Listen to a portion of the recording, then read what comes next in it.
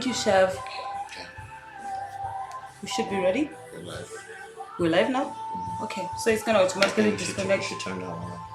Oh, okay. Or maybe, yeah. Just let's start this one.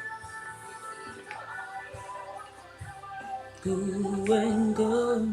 If it disconnects the live here, guys, it's just transferring to a new device on the YouTube. So Yeah, it's fine. okay. It's just like you're live in two places now, so you just need to shut that one. Okay, can we put this one here? Is that gonna be complicated? Because I was like looking at that light. But I can bring this closer actually. Sorry, my love. See, I can bring this a little closer. So we can put it here. Yeah. Yeah.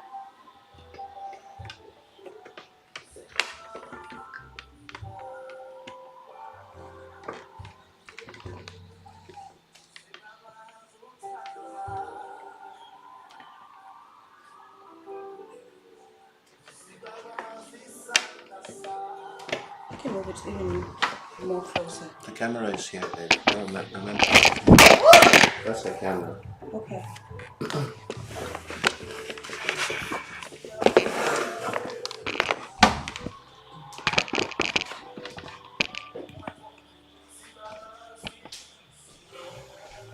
And then it is on here, right? Why don't we put it on the floor?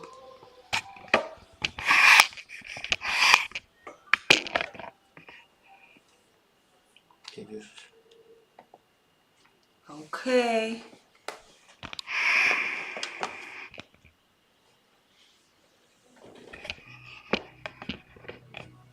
This is so confusing, but okay. Let's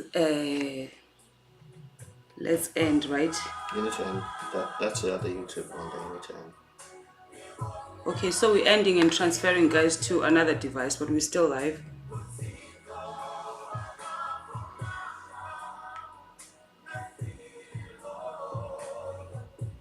It's just the fact that it just doesn't transfer it to a new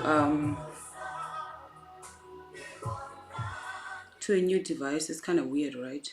You would think that's what they would do. Okay, I want the camera to just kind of face me. Hi Bo, hi Sana. What a process.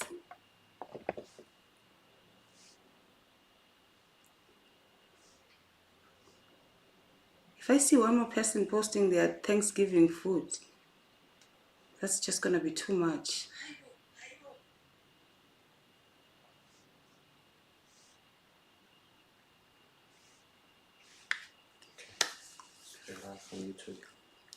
Okay, baby, so more questions. Where do I see the chat and where are the people? Chat is over there. And then the chat is on the right side. Sorry. Go and go, yeah. Did I just forget my TikTok people? I forgot them. Yeah, the chat will be here.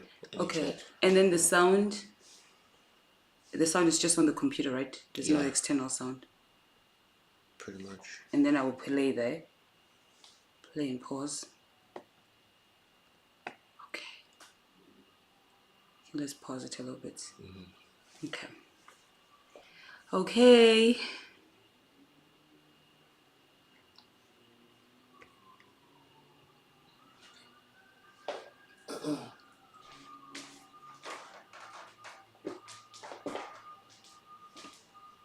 Let me see.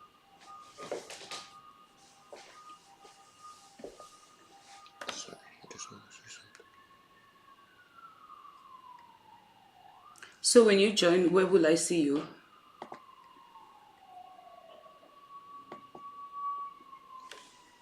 Oh, that looks better.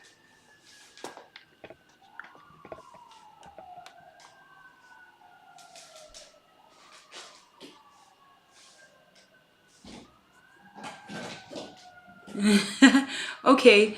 Hi Zolega. Okay. Can you let me know if you're able to see like both screens? Can you see both screens?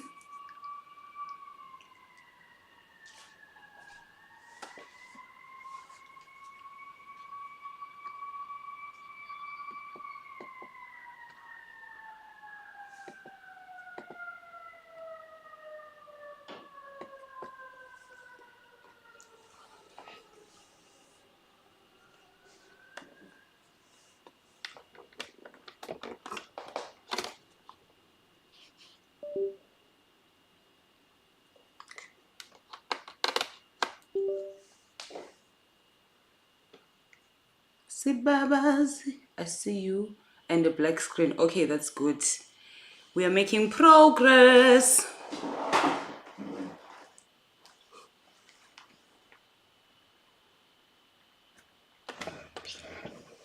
Okay, so use the phone. I just need to say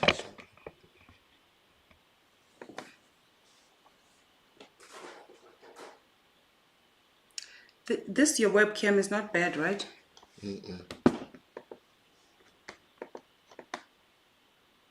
With our friends are not there on TikTok. That's crazy. Yes, Sana, that's why sisithi bhayi ku-TikTok ndakabawo sidikiwe indaba yaka-TikTok. Okay.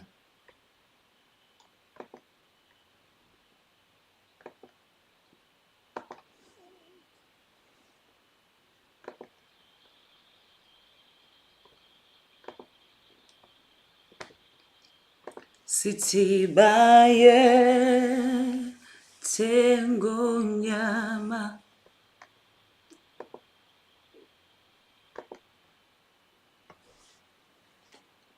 What are you trying to figure out right now, baby?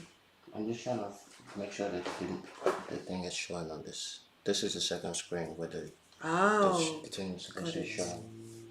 Thanks for letting me know.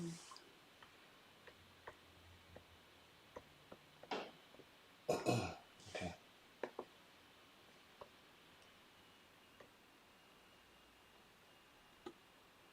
Tonight, I go back home to Georgia to look into the death of a young wife. That Atlanta wife murdered as she opened her very own front door. An all-new 2020 starts.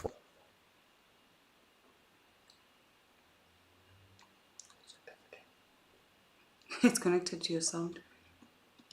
Emphasis on murder, emphasis on mystery.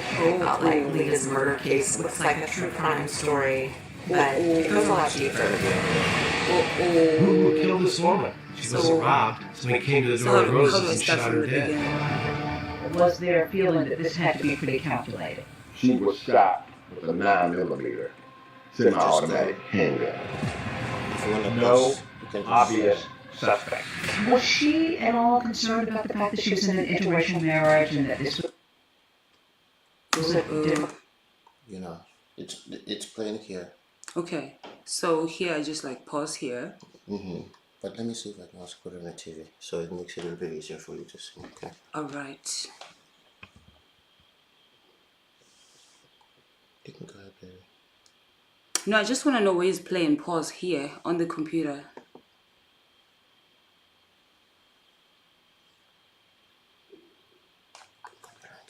Then it'll be easier for you to do that. Okay.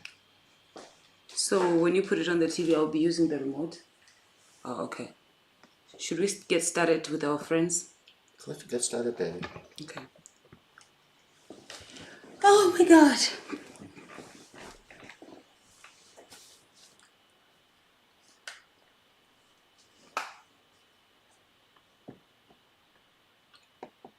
Put her on the TV, okay?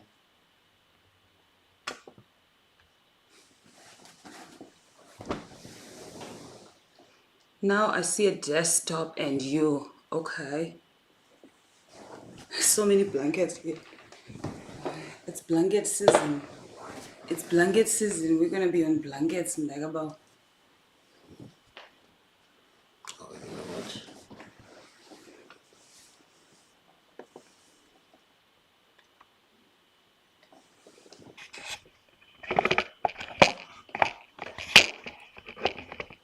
Trying to see where to put the camera. I think that's perfect. It is to put the camera.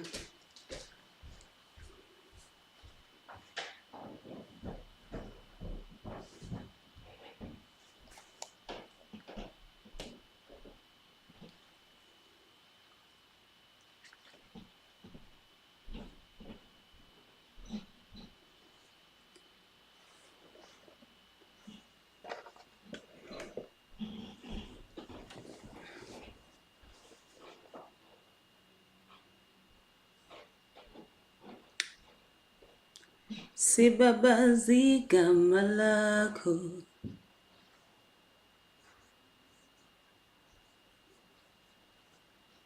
Hey, ininzi le nto yenziwa ngubaby man.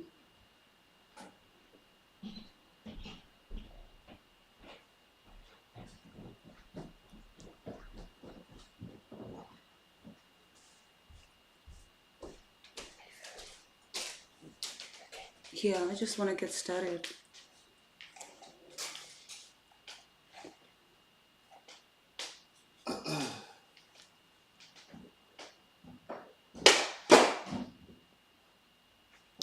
Baby, what's holding us from getting started right now? You can get started. You can keep playing. Okay. I thought you said you were trying to connect the TV or something. So I was just kind of confused about what's going on. I'm gonna put it here. I don't think you can put it on TV and then also put it in there. I don't mind seeing it here.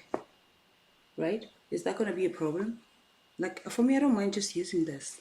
Yes, because you're also you're broadcasting this to the rest of the people. Okay.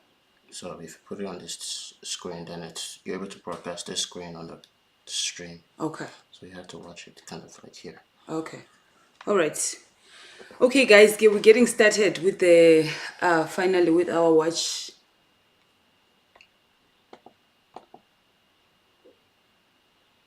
We are getting started with our watch along on YouTube, so we are going off live.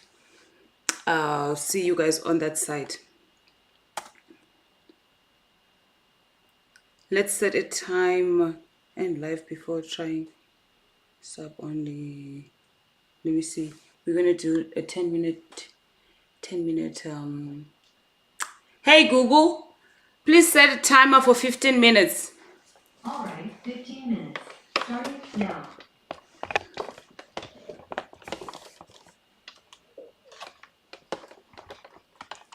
I should not bump anything here. Okay. Play. Who's watching? And then I'll press. That's my pause. Pause. Just okay. The Tonight, cursor's there. I go back home to Georgia to look into the death of a young wife. That Atlanta wife murder. Okay, different time zones. I will be up all night watching along with your commentary. Yes, so please, we are live, guys, on YouTube. That's where we are watching on YouTube. So let's put the comments there. Anybody who's watching, and we're about to start our episode. So, like I told you guys, I promised you that I'll be bringing like shows that I like and things that I like to watch. Baby, why did we push the about? Let's not push this camera. Okay, yeah, and I'll just press play when I'm ready. So we are watching an episode of 2020. It's a true crime. So we're getting started on what is this? ABC, just On ABC. so it goes to full screen. Okay, let's get started. Murdered as she opened her very own front door. An all-new 2020 starts right now. Okay. This is a true murder mystery. Emphasis on murder, emphasis on mystery. I felt like Leah's murder case looks like a true crime story, but it goes a lot deeper. Who would kill this woman? She wasn't robbed. Somebody came to the door with roses and shot her dead. Was there a feeling so that much, this had to be baby. calculated? Can I get a kiss, He was please? shot with a Thank you so much for 9mm helping me. Wow, the technology handgun. was above and beyond. Obvious suspect. Was she at all concerned about the fact that she was in an interracial marriage and that this was a difficult time in the South? It was not a welcoming place for a black woman to live. She said, I'm done. I'm packing up my stuff. I want you to Can turn it off, see right? the puzzle. Yeah, When I like put this. it together and I show it to you, you'll never forget it. Your wife's best friend has been murdered, and police are looking at you.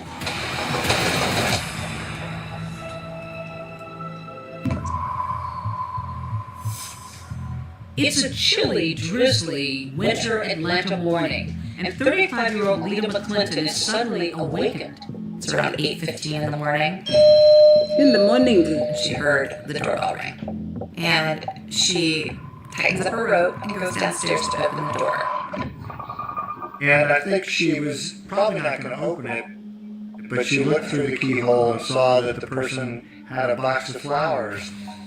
There was a man standing at the door, holding a long white box of long stem roses that had a big, thick pink ribbon around it.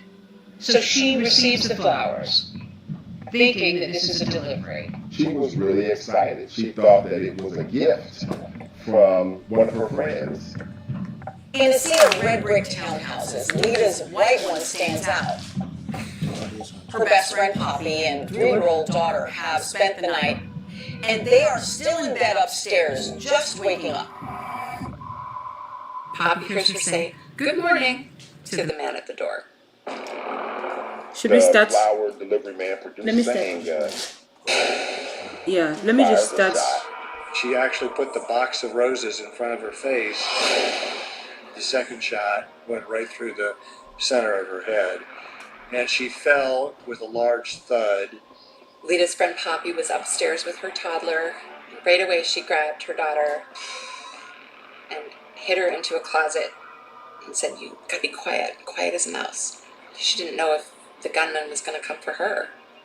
Lita's neighbor hears the shots, then sees the guy running like a bat out of hell, just booking it out of the complex, and he calls 911.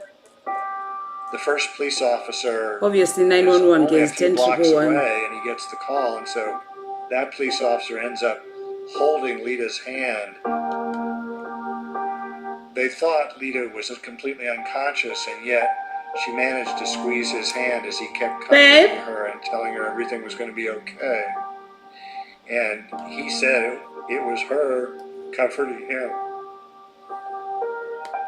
Poppy got out of the closet and called Lita's mother, and she couldn't get words out. She finally just said, "Lita's been shot." Lita's mother called her husband. When they went to the hospital, they were put in a separate little waiting room.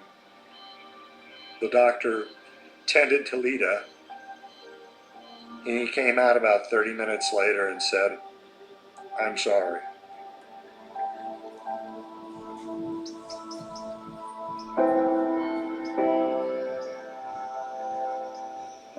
It was just so profoundly sad. Yeah, I'm trying to start the thing from the beginning. Because That's what I Lita was saying. just drew people Yeah, in. She I'm had trying a to. lot of How do I move the friends. cursor from like being on the screen so that And I she can was a good control like person. pause?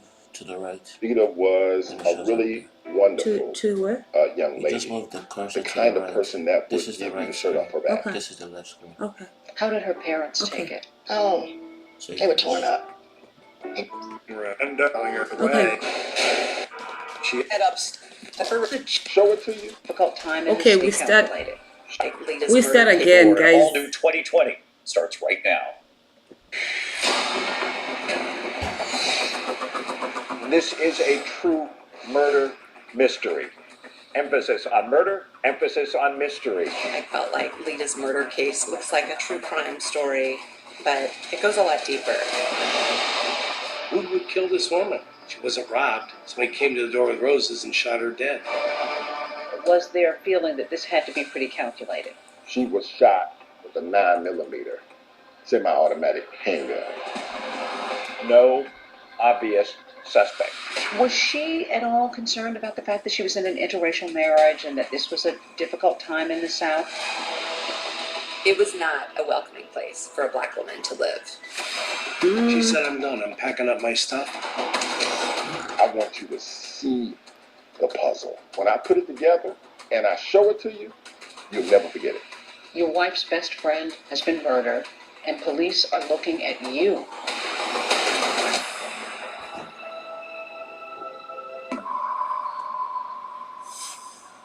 It's a chilly, drizzly winter Atlanta morning, and 35-year-old Lita McClinton is suddenly awakened. It's around 8:15 in the morning, and she heard the doorbell ring. And she tightens up her rope and goes downstairs to open the door. And I think she was probably not going to open it, but she looked through the keyhole and saw that the person had a box of flowers.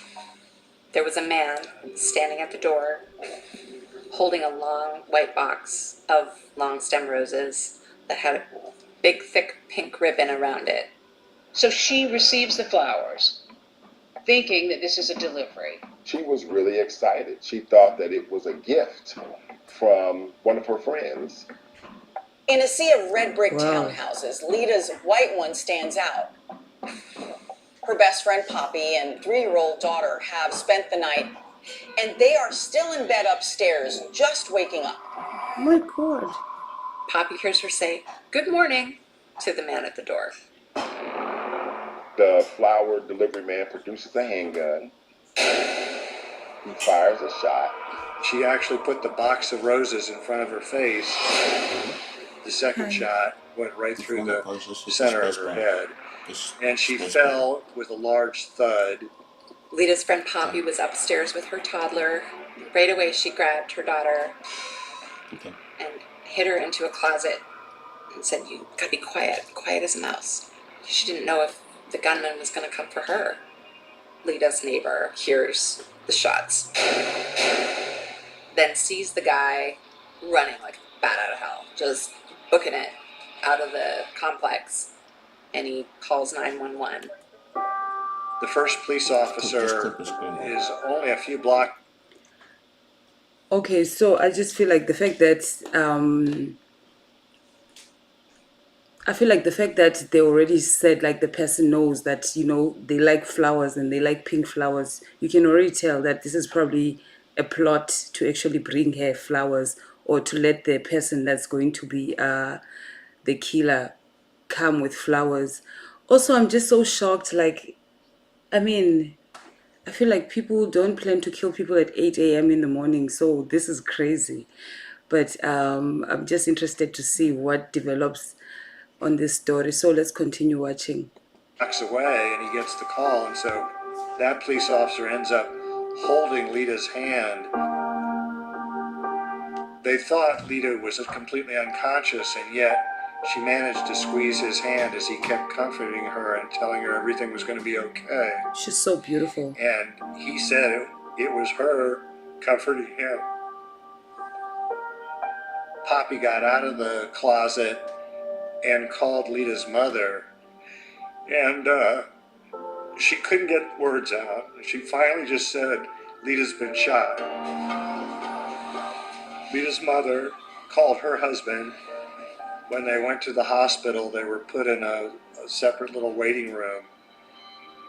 The doctor tended to Lita, and he came out about 30 minutes later and said, "I'm sorry."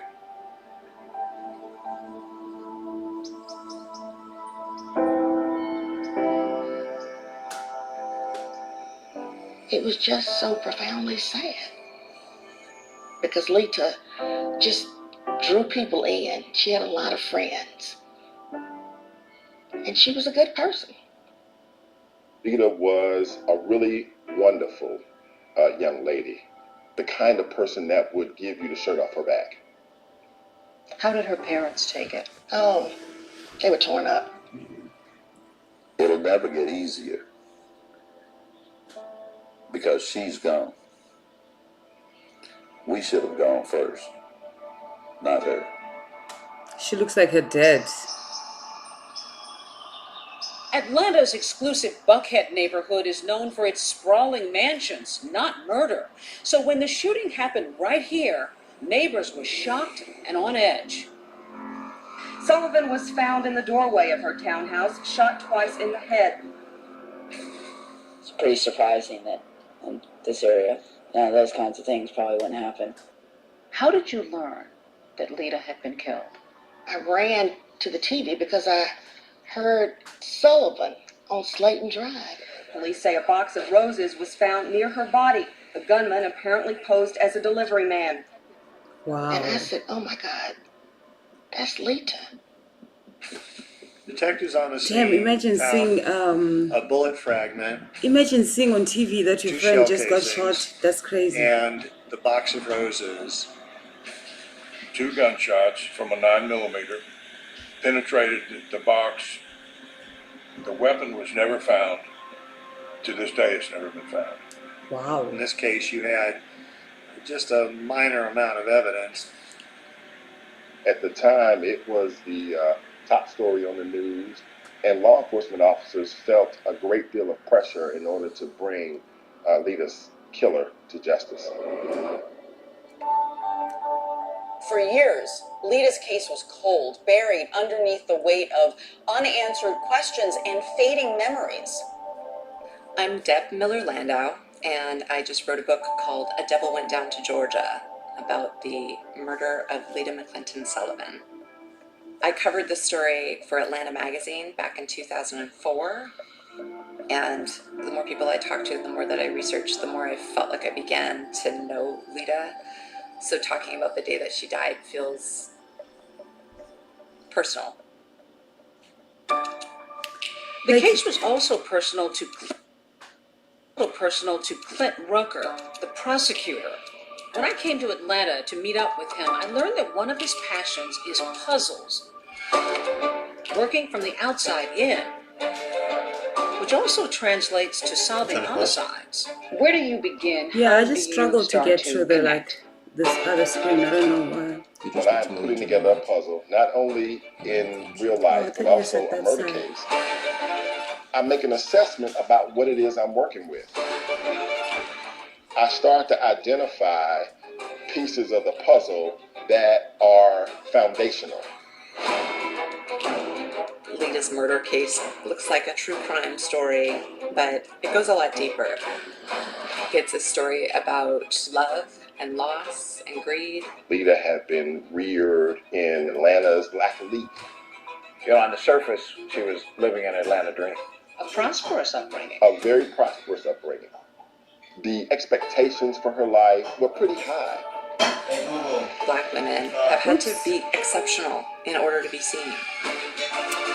Okay, guys, we're done. We're only on YouTube now, so bye everyone. We're watching that side. One thing seems certain, a murder of this kind is personal. Was there a feeling that this had to be pretty calculated? Police knew almost immediately Lita Sullivan was the intended victim.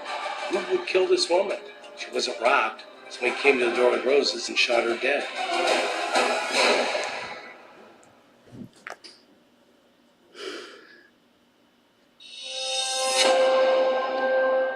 Atlanta had its fair share of crime, but this was most certainly one of the highest profile cases that got reported in the news. Sullivan was shot twice in the head. A box of roses found next to her body. Using a flower delivery man and shooting her, it was something that just kind of stuck out to me. Atlanta, Georgia, billed as a vibrant melting pot, a destination for creatives. But if you grew up in Georgia in the 1970s, as I did, you know this was a very different place then. One still emerging from the dark shadows of segregation and racial tensions. What was 1970s Atlanta like when she was sort of coming along? Hi, Nosy. Okay, so one thing that you need to understand just about like this whole story is that, you know, in Atlanta is one of those places. I mean, Georgia, like the province here in America, is like one of those places where they really like had slaves. You understand? So this was happening in the 1970s, and you can understand just like the tension with her having parents that are like politicians and also like being in an interracial relationship. So just understanding like the neighborhood where she lived, and understanding also like just like the status of her family, and you know, her being placed in that particular place as a black person and relating it to this story. I just wanted to, like, you know, just give you that little background so that you understand what is going on here. Got African Americans that are kind of ascending into really prominent positions. Lita also is ascending because her parents are part of this movement. Lita's parents, Emery and Joanne McClinton, Hi, were Nosi. both power Welcome. players, movers and shakers in Atlanta. Emery McClinton was on the state board of transportation. Joanne McClinton was a member of the Georgia legislature. Joanne will tell you stories about being in really interpersonal meetings with Dr. King. She was the main. Like, imagine, like, she's black, she's dating the white man. Her parents, like her dad, is like literally like something so big in the government that is having like meetings with Dr. Martin Luther King. Just think about it. Maynard Jackson's campaign manager when he ran for mayor. I think the McClintons had high expectations for who Lita would become. Lita Sullivan was a true daughter of Atlanta. She was just a gem, very, very proper. And she had grown up in a world of cotillions, so she really was sort of that classic upper crust black person growing up in Atlanta. She knew where she was going. She had a great sense of style. And absolutely charming. After high school, she went on to Spelman College. Her parents sort of hoped that she would enter the political arena like they were, but she was very much into fashion. She was working at a boutique at Lenox Square, and in walks this guy who had unruly curls and weird glasses and just immediately saw Lita and was taken with her. Fresh out of college, 24-year-old Lita is smitten with Jim Sullivan. He's a bit older, 35, and he's also white. He showered her with gifts. He just completely showered her with attention. He comes in, he dazzles her. What did you learn about him? I learned that what he saw was a fantasy in Lita. I think he looked at her as a young, very attractive, very smart African-American female. Another big difference between them is class. Lita has been raised in Atlanta's high society and Jim on Boston's gritty South Side. He grew up in a very middle to lower middle class environment. He went to Holy Cross College, got a bachelor's degree in economics. He always wanted more for himself. He always wanted to be a rich person, but it didn't seem like that was in the cards. He was an accountant. He was working hard, but he really wasn't getting ahead. But life is about to change for Jim Sullivan when he inherits a thriving liquor distributorship from his uncle, worth millions of dollars. Crown Beverages was worth around $3.2 million. Jim had become a wealthy man. So when the McClintons met Jim for the first time, they were like, who is this guy? He had this kind of manner that was very uncouth and brash, and they were sort of mystified about what their daughter saw in him. I mean, I think the only thing they had in common was that he was Catholic and they were Catholic as well. But everything else was complete polar opposites. Sorry to pause. I think, when we talk about like just dating, and one of the things that I feel like are just so important about dating is understanding that when you hook up with people, you have to hook up with people that, when people sometimes look at like standards, society standards, it's almost as if like, there's like a criticism or judgment there. But I feel like when you hook up with people, you have to hook up with people that are on your same level as to what they could lose, you understand, by being with you.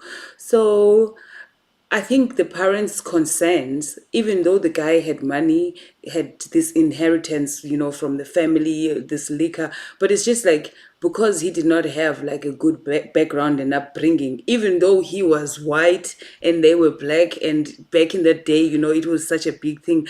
They didn't see any big thing in this guy to be good enough for their daughter, one.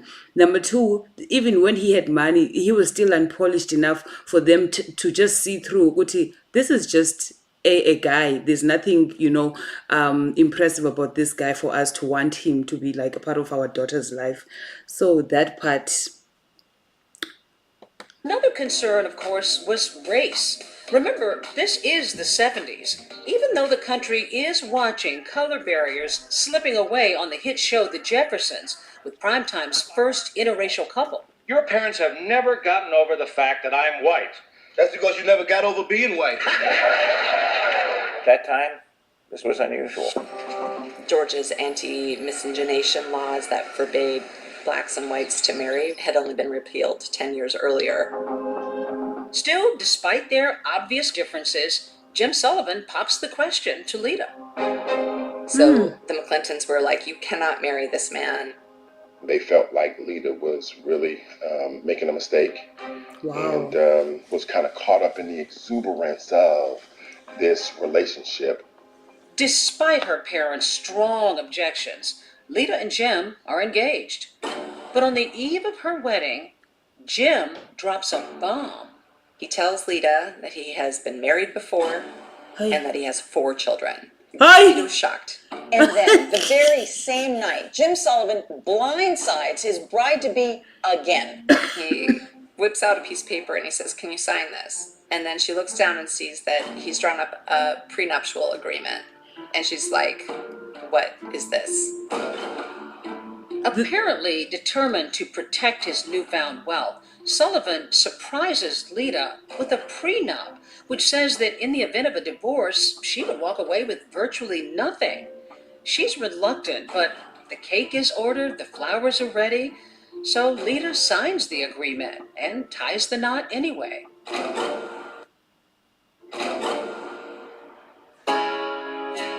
Wow. The night before the wedding, someone tells you that they have 4 kids. Someone tells you that they've been married before. You didn't know that. Someone also gives you a surprise prenup. The night before your wedding, just the manipulation alone is giving. Wow. Wow.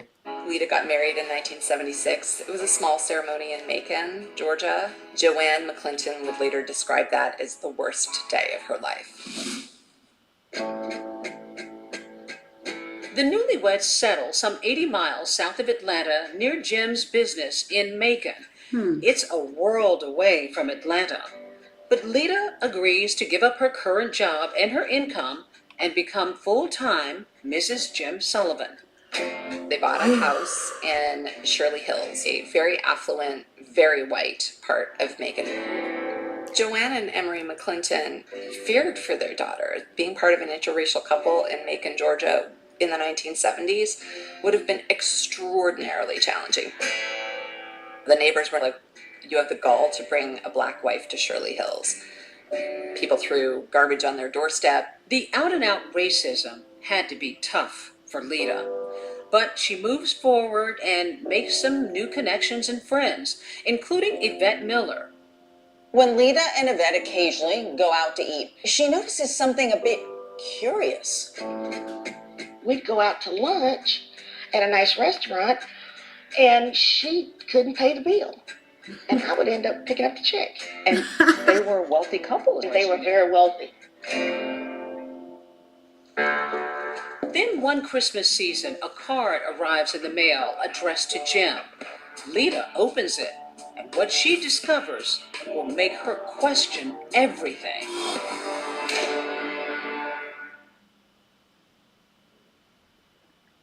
Oh my God. Lita and Jim Sullivan's first few months of marriage seemed to be going well. They were both intelligent, both attractive, definitely upper class, high society. But just beneath the surface, there are some obvious cracks. They seemed to be loving at first. At first. He was not that nice to her, and he was not that kind to her. Was he brusque? Was he brash? He was a bit arrogant. Even though he had all of these resources, he did not, in my opinion, take care of his wife. Wow. Friends say that the once generous millionaire has suddenly become a miser. He was notoriously cheap. He would wear his dead uncle's clothes around the house. He would use the sheath from the dry cleaning as saran wrap in the kitchen. Oh my He didn't God. want Lita to work, but he kept her on a very tight allowance where he gave her $150 a week. Did she express any discontentment with her marriage? When we were at those restaurants, Jim just does not give me enough money to take care of me and the house. You know, she clearly was not happy. Was there talk of infidelity? Lita had several instances where she questioned whether or not her husband was actually having an affair. One day she finds a long blonde hair in their master bathroom, and she asks Jim about it. He says, "I don't know what you're talking about." They got into this cycle of, she accused him of philandering. He would deny it, and then he would buy her sort of an expensive jewelry apology.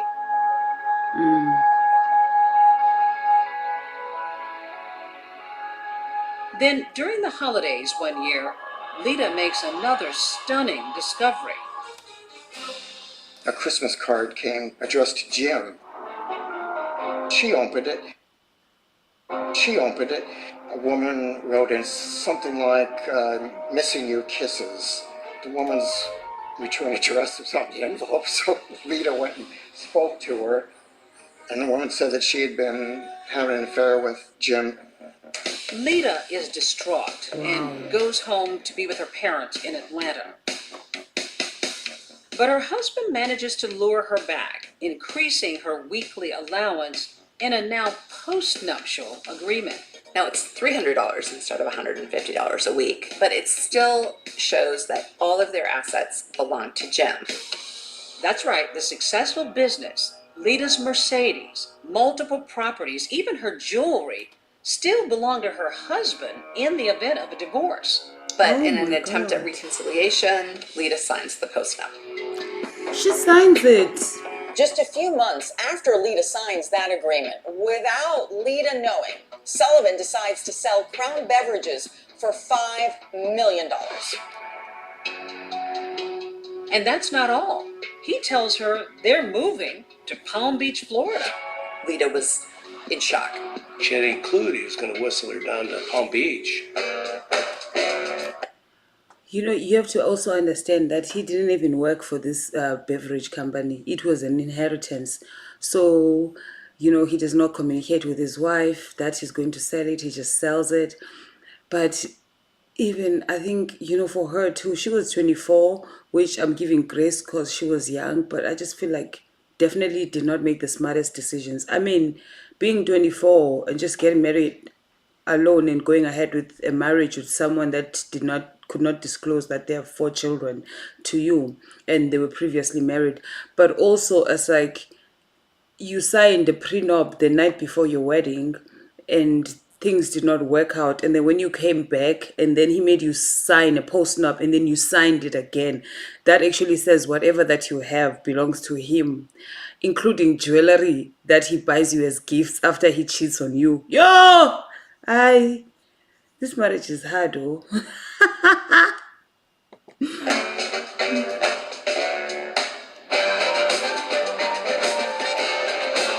But Lita's new Florida home, located a stone's throw from what would become Mar-a-Lago, is more elaborate than she ever would have imagined.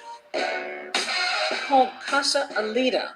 It's a 17,000 square foot mansion with 8 oceanfront bedrooms. Wow. It was just unbelievable. When you went to Jim's home, you would go through this tunnel and you would be at the beach. It's your own private beach. But for Lita, everything that glitters isn't exactly gold. James Sullivan very much wanted to integrate himself into the upper echelons of society, and his aspirations did not include Lita's participation. It was not a welcoming place for a Black woman to live. And when he found out that to sort of scale the level of social plateau he was looking at in... Who's watching, guys? Can you post the comments? Is the screen is the audio great? Is the image great, like from your end? Can you post a comment on the chat? Can you let me know if you're watching and if everything is great? Let me know how you feel about the episode before we continue.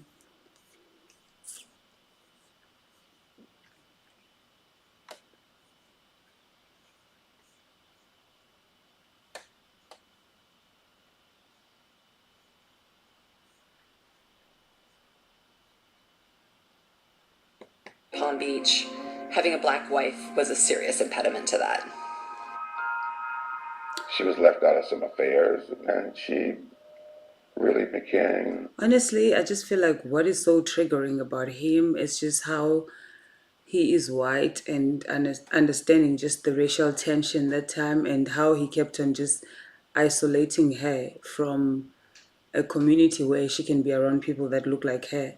Like, they moved from Georgia, which was at least the part that had like black people in Atlanta, to go and move to isolated to go and live in a whole total like super white racist place.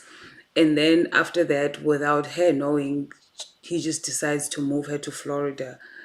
I don't understand. It just seems like, there's no partnership in the marriage. It's just like he makes decisions and she just needs to string along with whatever that he does.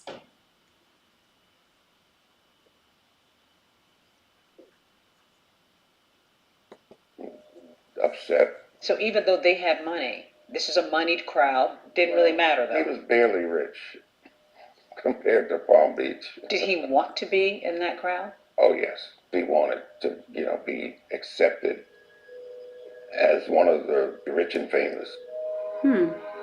It doesn't take long before Jim starts to flirt with other women. And it's at a cocktail party that one particularly elegant Palm Beach woman catches Sullivan's eye. Jim sees Suki Rogers, who is a Korean-born socialite. She was telegenic. She had a spicy personality. I think a man like Jim Sullivan could not help but be intrigued by this beautiful woman. They started dating. He's still married to Lita. By now, the Sullivans have been married nearly 10 years. He likes a black girl. He likes a black girl. Kufike uzuki ke ngoku. There's another girl in the picture.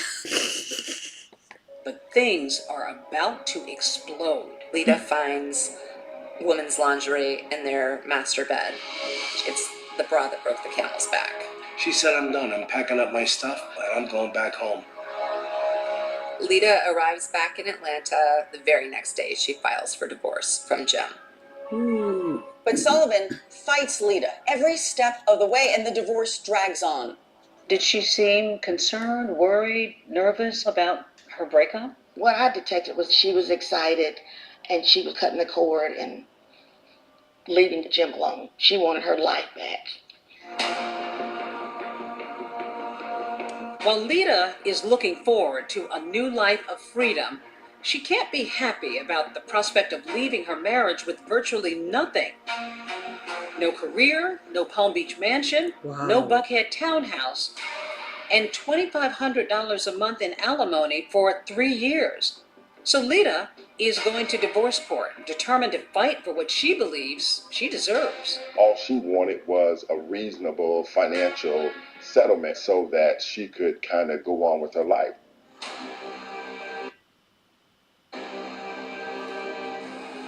January 16th, 1987 was set up to be a pivotal day in the lives of Lita and Jim Sullivan. A judge was going to decide whether or not to throw out the post-nuptial agreement. She might get as much as close to $1 million in cash and assets. The morning of January 16th, Lita Sullivan,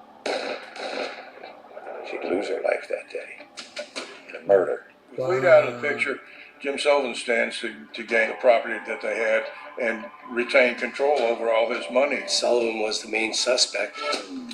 That is, until a treasure trove of secret recordings of Lita's private conversations are uncovered, taking this investigation in a whole new direction. And police are looking at you. Wow.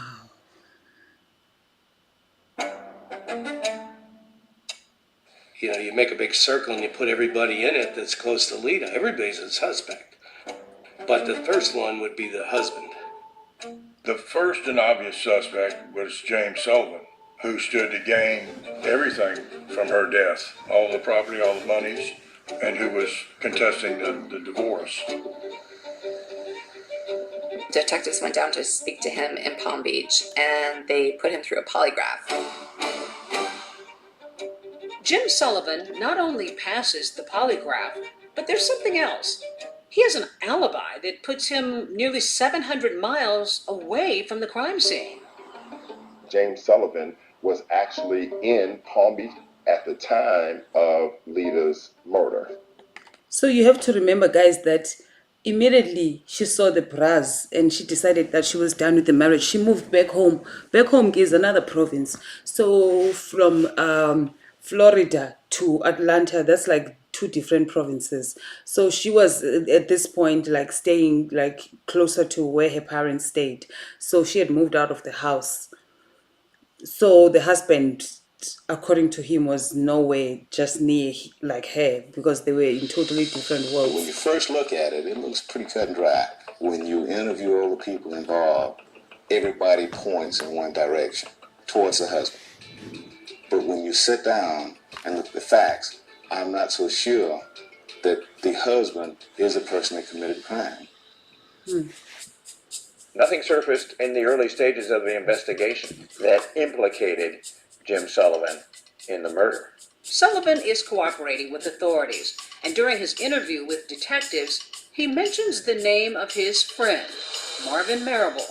At the time of Lita's death, Marvin and James Sullivan had a very close relationship. Remember, Marvin Marable is married to Lita's best friend, Poppy, who was in the Buckhead townhouse with her 3-year-old daughter the morning that Lita was murdered. But back before the shooting, the friendship hadn't always sat well with Marvin. When Lita moved back to Atlanta, they started, hanging out together. So she's disillusioned by her relationship. Did her failed relationship have any impact on your relationship? Well, from the standpoint of them, being together all the time and going out, yeah. Commiserating. Oh, absolutely. Certainly didn't help. I can understand her being there for her friend, but, sometimes you can go overboard, which is what happened in our relationship. Marable, a former New York State trooper turned entrepreneur, says Lita would often spend hours at his home with Poppy. And it was during this time, he says, coincidentally or not, that his own marriage began to unravel. I found a letter where Poppy was planning to file for divorce. So she was planning to file for divorce without your knowledge? Oh, yeah. That had to be a shocker. It was. So then you decided to try something a little questionable after that. I have a background in law enforcement. I don't see it as questionable. It's your own telephone in your own house. I put a recorder on the, people call it a tap, on the phone, and I started recording conversations. In the house phone. Mm-hmm. Sure. On the house phone. He began listening to Poppy and Lita's conversations and ended up recording more than 300 hours. Oh my And God. during those very personal conversations between girlfriends, Marvin Marable learns that there may be some information that James Sullivan might be interested in learning that will be helpful for him in his divorce case. He tells Sullivan about the tapes and what's on them, specifically Lita's post-divorce plans. And soon enough, the two disgruntled husbands are conspiring to get the best of their soon-to-be ex-wives in divorce court. Marvin Marable travels down to Palm Beach under a false name, and the two men listen to the tapes, and Marvin says, I'm not going to record anymore, and Jim says, no, keep recording. Was there talk of money? Yeah, he offered $30,000. Jim says to Marvin, if the judge decides to honor the postnuptial agreement. So hold on, let me break it down. You understand what's going on? So she's getting ready for the divorce, right? Since she's like, okay, I'm done with the husband. But in the divorce, she's trying to reverse that post-nap that she signed the second time around that says that she was not going to get anything in an event where they separate. So she wants like a piece of like, just wealth, whether it's from like the business or the mansion that they'd moved to in another province in Florida. So she was like almost entitled to about $1 million. And she dies on the morning where the judge was going to decide like the fate of the case.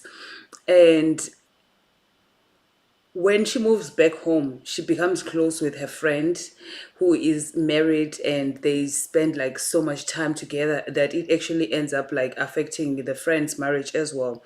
And then in the process, I think they were just sharing the bond of not being happy as women, in their marriages. She was like planning to get a divorce, you understand? So the husband found out because the husband was like suspecting things and then started recording her calls.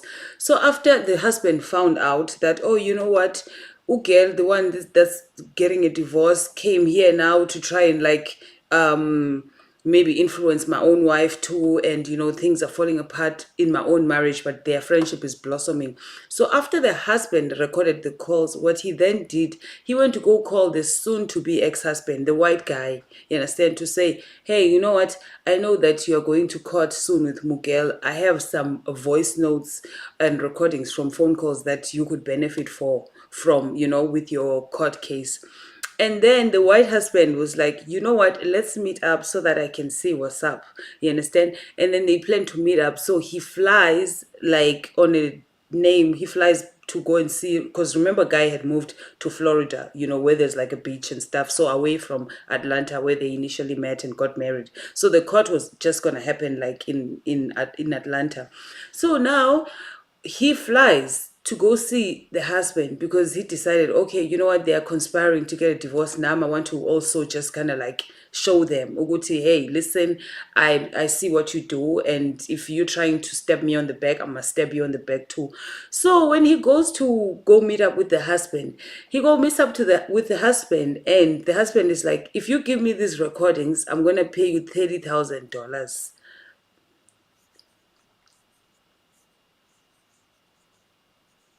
Hold on. Haibo, trying to hit play. I'm gonna pay you $30,000. So which means like as soon as he found out that, okay, my wife is trying to leave me, he's like, okay, let me see what I can get out of this situation myself. So at this point in Jay, it's like betrayal on betrayal. Everyone is betraying everyone in this story.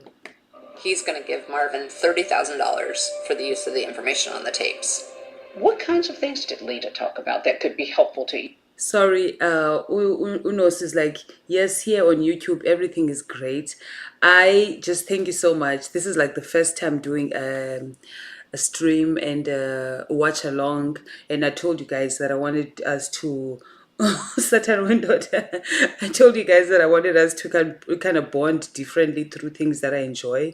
And I know we had technical issues because we were watching for the first time, and I had to figure out how does this work, having two screens and the camera, and I might not be looking the right way, but just bear with me. I appreciate you being active on the chat. Just let me know what you think. Let's keep engaged, and then we see if like we're excited to watch the next episode next week and invite more friends. Okay, let's continue. Either one of you. There were some guys that she would talk to, but she was legally separated. But then, just a few days after Marvin and Jim's secret meeting at Casa Elita, Poppy and Lita somehow discovered the recording device. How did they react? It wasn't nice. She filed for divorce the next day. She was angry. She was very angry. Lita was upset too. So upset that she reported Marvin to the authorities, and he was charged with possession of an eavesdropping device. So when police questioned Sullivan about who might have a motive to murder his wife, he tells them to look no further than Marvin Marable. And sure enough, only a few days after Lita's death, Marvin is being questioned by the Atlanta Police Department about Lita's murder. I go down for the interview, and the first thing they did is read me my rights. And from there on, it was just a nightmare. I was a prime suspect. You have a law enforcement background, so You see what's happening here? Like, it's just so crazy because this guy was divorcing his wife. They're having their own issues. So when he was being divorced by his wife. So as soon as he found out that his wife is trying to divorce him, but the wife is having conversations with the other girl, Ulita, the one that ultimately died. So he decided that, you know what, this this this uh this woman is trying to divorce me anyway, so what I'm gonna do, I'm gonna now frame her or be against her. So he's just literally just trying to go and report to the soon-to-be ex-husband so that he can benefit, and he knows that guy is rich, get some money out of that situation. Now you have to understand that as he enters that situation, he enters a situation that is already like going on, which means the ex-husband is already plotting whatever that he's plotting against the wife. Do you understand? Now, when the wife dies, he puts it on who? On the black guy that brought the recordings for free, because he's probably on some, oh, you know what, you brought me recordings and there was an exchange of money there, so if my wife dies, I'll put it on you. And we understand Guti, he's gonna have some evidence to frame him if he wants to frame him. Because let's see if he's, I don't know, this is crazy, because it's just like, I feel like this guy was on the So I knew that I was being followed. I could pick the investigators, police, could pick them out all the time. Jim had mentioned my name to them. He said, look at Marvin Merrill. this was serious stuff. Oh, yeah. How worried were you? I was very worried.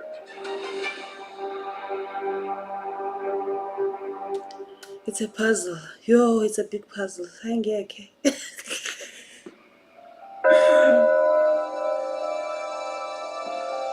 Joanne and Emery McClinton were beyond devastated. Their eldest daughter was dead. Oh. Just 3 days after Lita's murder, they held a funeral. Days dissolved into months, and authorities are no closer to finding Lita Sullivan's murderer. The case is just sort of growing colder and colder by the minute. Wow. And while Marvin Maribel might have been angry at Lita for pressing those charges against him for eavesdropping, there was no evidence he was responsible for her death. I know that people get wrongly accused, wrongly convicted, and so the only saving grace is the fact that I knew I was innocent. My process of elimination is you can determine the pieces that don't fit. And just eliminate them. The way in which we eliminated Marvin Marable as a suspect, there was just not enough to connect him directly. You know why I love 2020? It's just like, I think it's just how I love storytelling. I love how they just use imagery to just kind of like tell the story. Like, I'm like, why did they bring puzzles? Do we need to see these puzzles? To the crime itself. As for that eavesdropping device charge, Marvin was put on probation, which he completed, and then he was exonerated. But on those recordings Maribel made, Lita had talked about other men, something that her soon-to-be ex-husband Sullivan pointed out to police. He made allegations that she was participating in extramarital affairs, and that perhaps this was the action of a disgruntled boyfriend. We have a lot of major players. At this point in the investigation, we have a lot of suspects. One of the first men police question is a professional athlete. Lita and him had been friends when she was in Palm Beach. The police quickly found out that he was in prison for drug possession. That athlete is behind bars when Lita is killed. So clearly he can't be the trigger man. Then investigators turn their... Guys, hold on. Sometimes we're not judging, but we have to be judging. Ulida, though, like, has like this politician parents, comes from a family that is great. Like, she's, she went to school. Like, first of all, she just gets married to a man that has 4 children and hides that secret and reveals things and cheats on her, and then she goes back. And the man is just pretty much like a crook. And then while she's in Florida, like, she has a friend that is an athlete, like that she was talking to, but the athlete is also like, you know, in jail for drug possession. Ngati, she likes dangerous boys. Cites to a prominent Atlanta businessman. And he and Lita had been childhood friends, and they sort of rekindled their friendship. And they realized that he had no motive, and they found nothing that connected him. Authorities also take a hard look at another suitor who had taken Lita to dinner the night before her death. And get this, had also given her 2 roses. Yeah. The suspect was a man named Bob Daniel, and Bob had had an incident a couple months before the murder where, in a drunken rage, he came to Lita's house, smashed his car into the garage, and as the cops were taking him away, he said, "I'm gonna kill that." So, serious red flag. But that lead didn't go anywhere either. Bob had just had quadruple bypass surgery. You know, the police ultimately decided that Bob had nothing to do with it. He likes dangerous It's boys. the unknowing that makes it so difficult. And to know that there are individuals who may be walking around now planning and plotting to do the same thing to somebody else is abhorrent to me. I remember having the impression it was like a festering wound for them. The McClintons want to draw attention to a $25,000 reward in the case. The cause of finding justice for Lita. Sorry guys, 1987. We listen, we don't judge. Levels. That's funny. 1987, $25,000 was a lot of money, guys. But you have to understand that she comes from a family that is wealthy, that affords these things, you know. So I guess they're offering a reward. But just as we just judged her, okay, we listened, we didn't judge. But as we just talked about the kind of men that she associates with, then there's Bob that she went on a date with, who was also a suspect. But Bob became a suspect because one of the nights when they went on a date, he got so upset that he came to her house and then he drove through the garage and hit the garage, and then she called the police, and then when he was getting arrested, he was like, "I'm gonna kill that bitch." There's so many people that were ready to kill her or Jay. It's like, so I don't know, it's so sad. Lita became their obsession, became their passion. The reward is for the arrest and conviction of those individuals responsible for our daughter's murder. So good. To catch Lita's killer, I'm the so Atlanta hungry. Police I Department just want assigns 2 veteran menu for this. detectives to the case.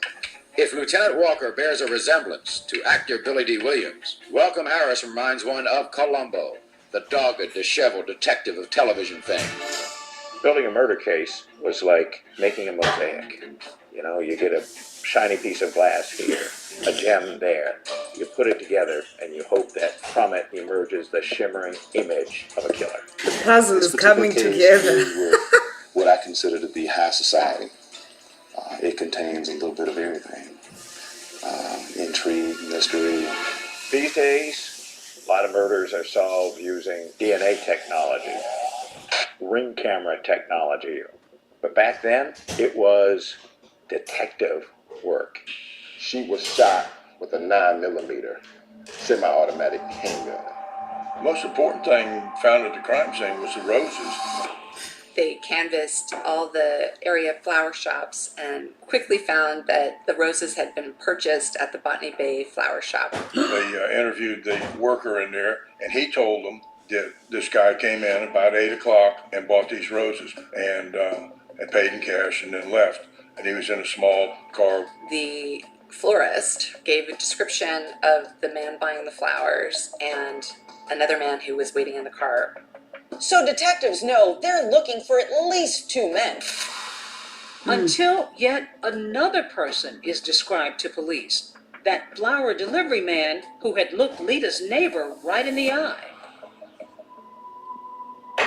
There was a next door neighbor of Lita's, lived over on the right side of her condo. He lived there.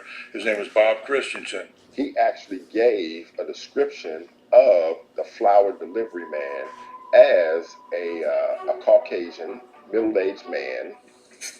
They went down to the police station and worked with a police artist and got sketches.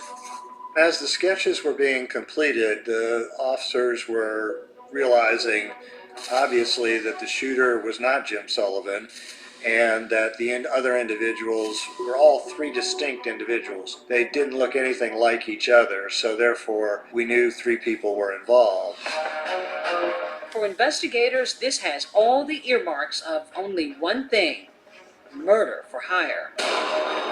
All the evidence pointed to a hitman showing up at the front door, posing as a flower delivery man, and firing a gunshot into Lita's head.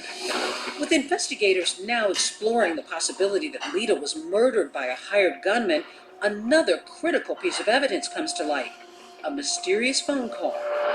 And what they found was that on the same day that Lita was murdered, about an hour after the actual shooting, there was a collect phone call that was placed from a payphone right outside of Atlanta, Georgia. Was this a call from the killer? I don't know about you, I haven't had a collect call from a payphone. So as a cop, you probably go, I wonder if that's connected. And a tip from a woman 700 miles away may just be the big break investigators have been waiting for. I said, anyone knows that if you wanted to get a woman to answer the door, all you would have to do is take flowers to the door. I don't even want flowers at this point. This was a huge puzzle of a case. A hitman showing up at the front door, posing as a flower delivery man, firing a gunshot into Lita's head. How did your puzzle-solving skills come into play? You figure out what fits and what doesn't fit. I want everyone listening to this to know that I am absolutely innocent. The loss of a daughter. They still don't have a murder weapon. But they do have witnesses. You know anybody boss to take care of my problem for me? Because I need some help here. Anyone knows that if you wanted to get a woman to answer the door, all you would have to do is take flowers to the door. She suggested the flowers. She suggested flowers. You actually brought in a doorbell. Why? To have that sense of what Lita Sullivan experienced right before her murder. She's about to meet her maker.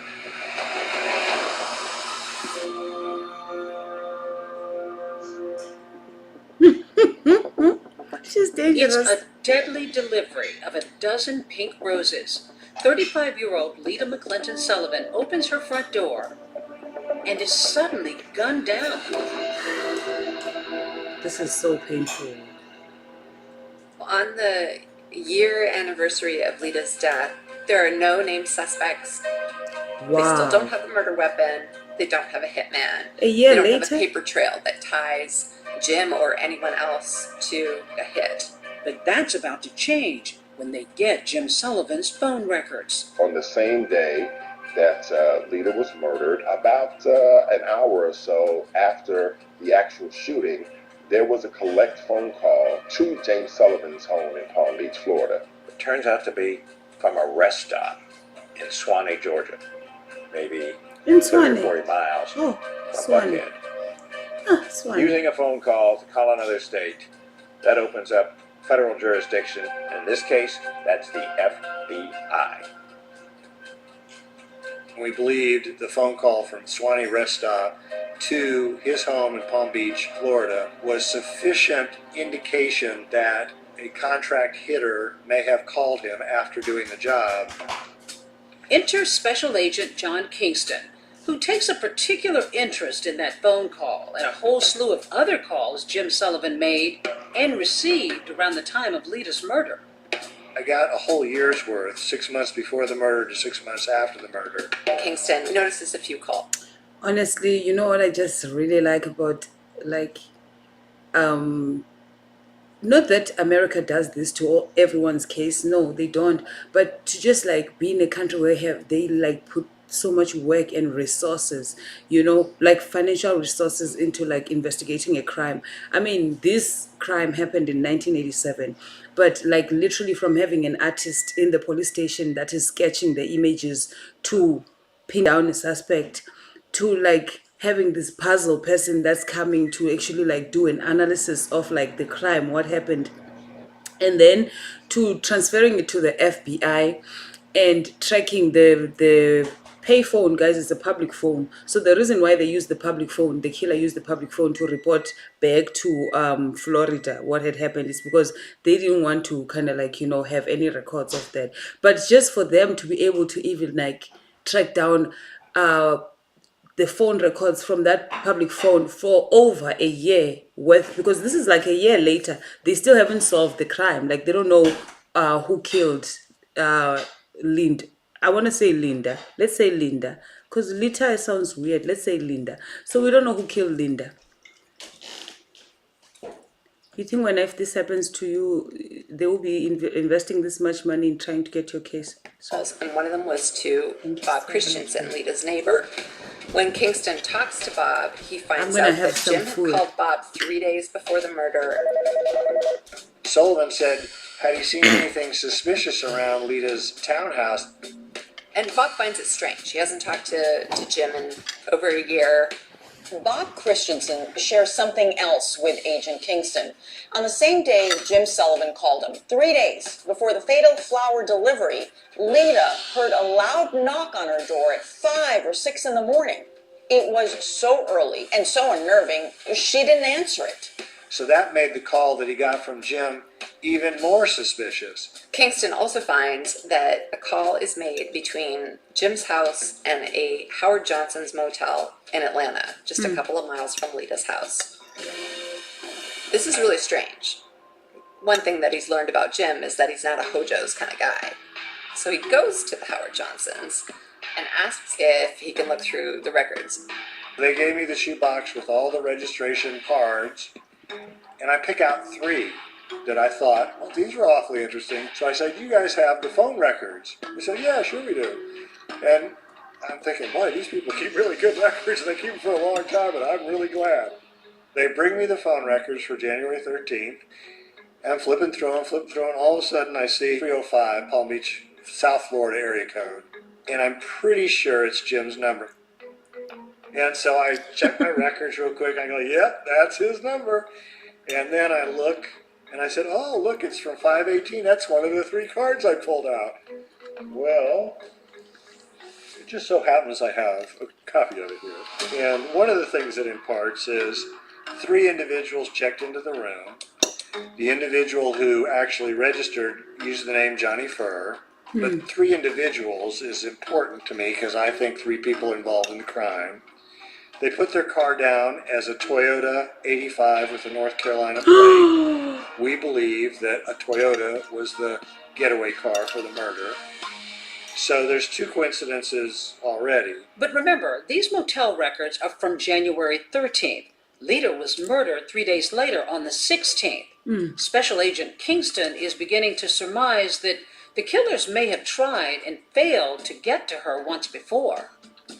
What I believe it to be is the killers having come down 3 days before the actual murder was committed, knocking on her door, her not answering it, and them having to stop and regroup and figure out what plan B is going to be. So I am in love with this registration card and becomes the focal point of my life for the...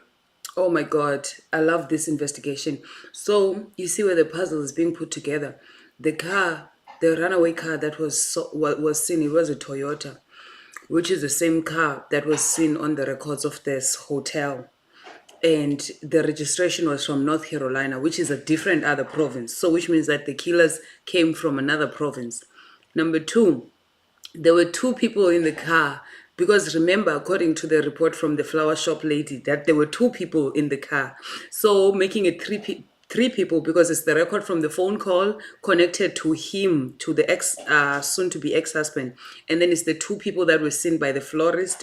And then that coincidence is also like 3 people that are recorded to have been like in the motel. So yeah.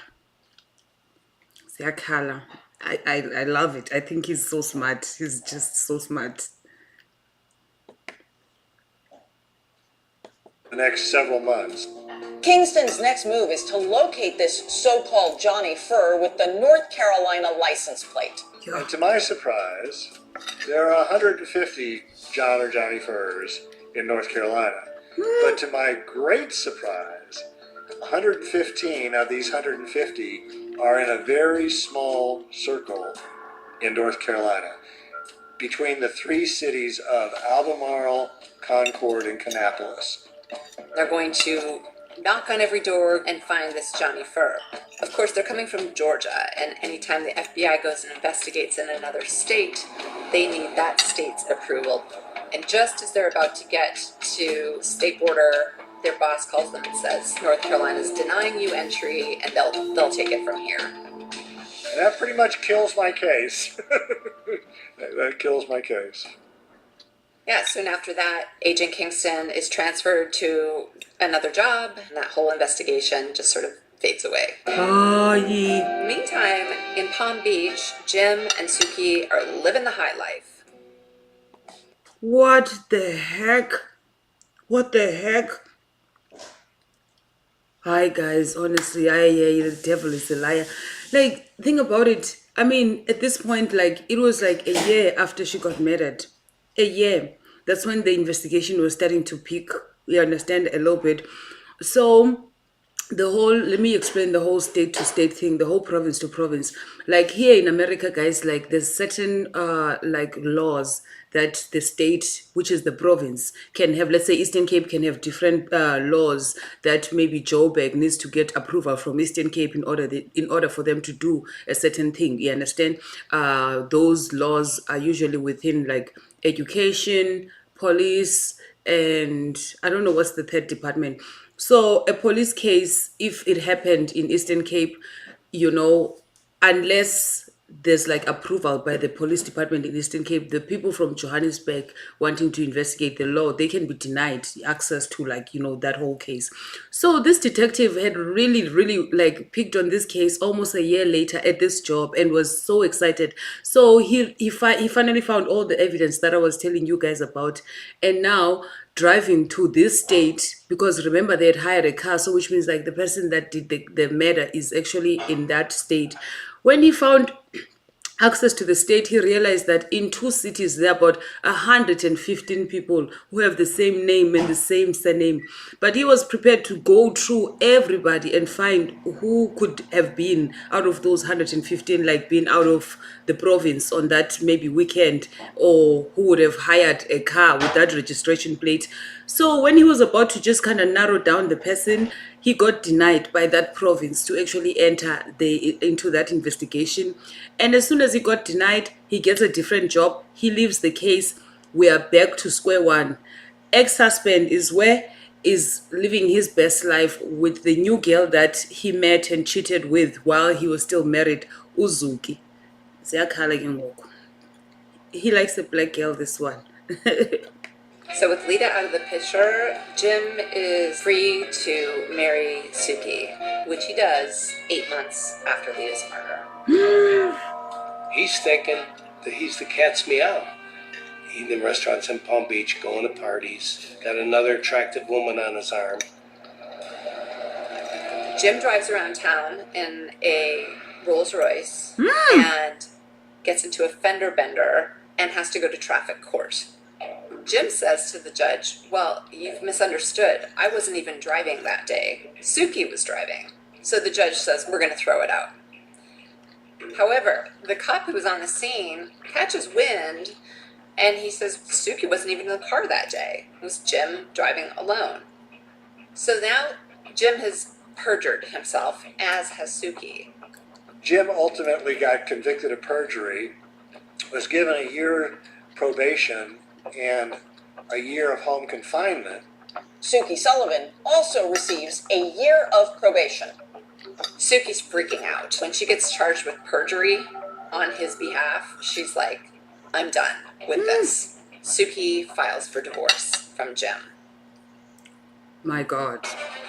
And the trial that follows is the juiciest craziest gossip in town. So when it's Suki's turn to testify, she drops. My God, one thing that you need to know about this second wives, one thing about the second wives or the girl that was cheating with you and then you end up choosing her, that is the one girl that will always betray you. One thing about them second wives or side chicks that end up being the one, they never are loyal to nobody, because it's like as soon as, like the first wife, literally he betrayed her so many times, cheated on her. There were like cards coming to the house, different women, made her sign a stupid prenup until she ultimately died. But I feel like, look at how many chances that she gave him. This one, Usugi, the husband was driving and then got into an accident and then framed her for it, which I feel like was totally wrong. But Ugel, just one red flag, she was like, you know what, I'm out. Now he's left alone. Uzuki is out.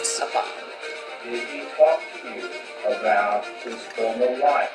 Lee? Yes. Tell me what it was he said to you about Lisa. You can hear a pin drop. It's a big moment.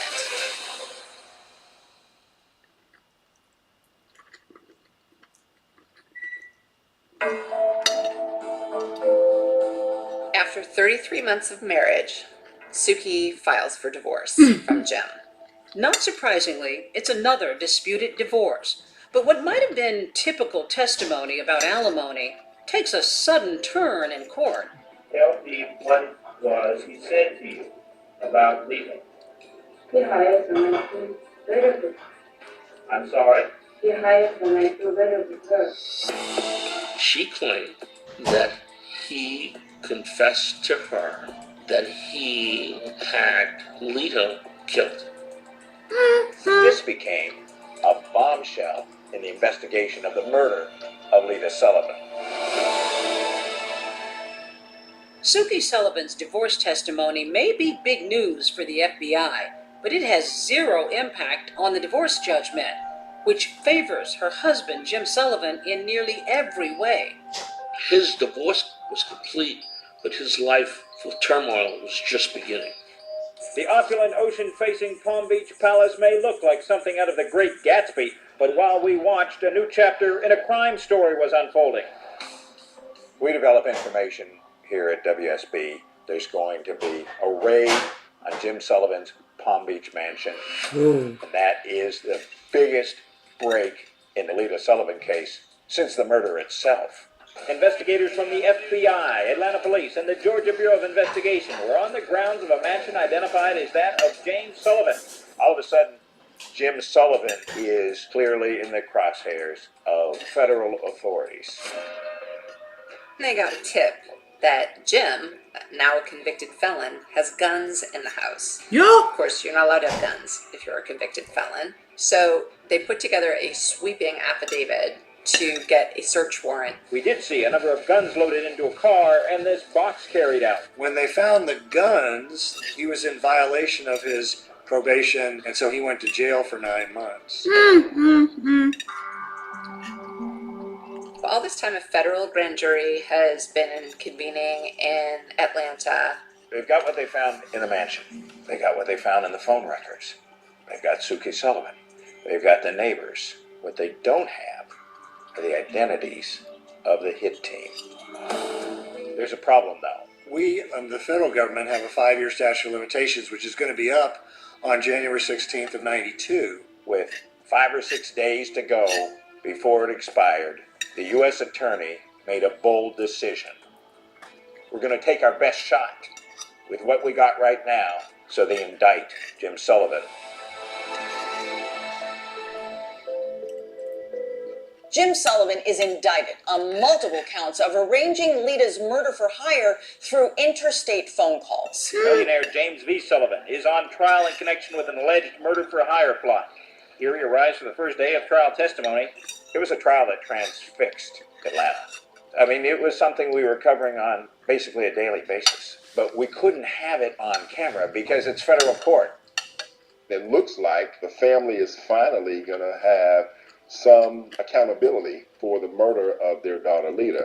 The prosecution suggests the killers were calling Sullivan from the rest stop to say the job was done. The defense suggests otherwise. Jim Sullivan is lawyered up with the best criminal defense lawyers that you can find anywhere in Atlanta and maybe in the whole country. Wow. You know, he's got money, right? So he probably afforded to go get like the most expensive lawyers. Guys, it's so crazy. From 87 to 92, that's only when he goes to trial for the actual murder.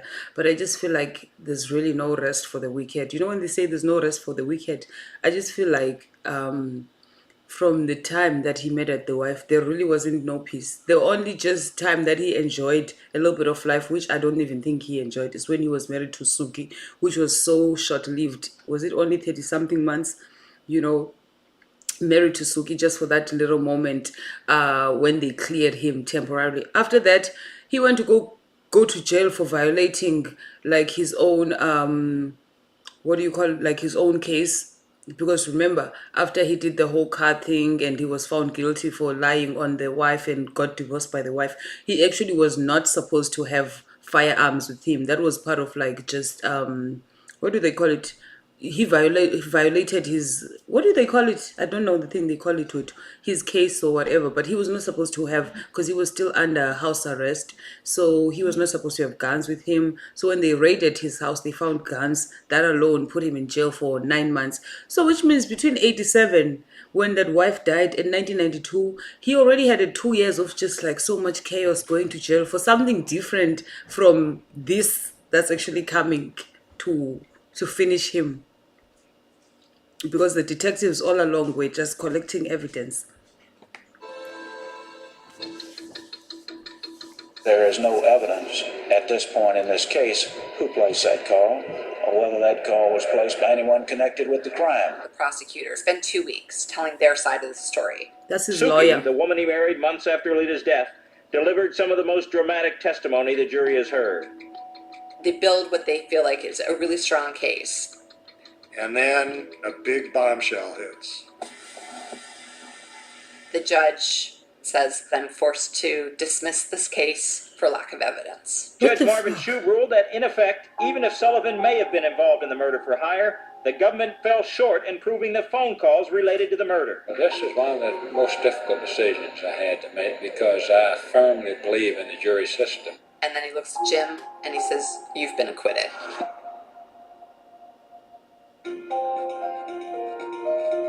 This was ultra shocking. Suddenly it's over, and Jim is a free man. I want everyone listening to this to know that I am absolutely innocent. I had nothing to do with Lita's death. Her death was a great tragedy, and I thank God and my attorneys that this ordeal is over. Oh my God. No. No. Like, I said, like, is this bad luck or what? Like, this is like 1992 when they finally go to trial. I think because of the calls, they couldn't prove. Because Nyanike, the calls are not a murder weapon, right? So they can't prove that he actually committed the murder, or there's nothing on the calls that says that he was planning for the murder. And remember, he has these most trusted, expensive, like well-known lawyers. So he's free. He is free. Wow.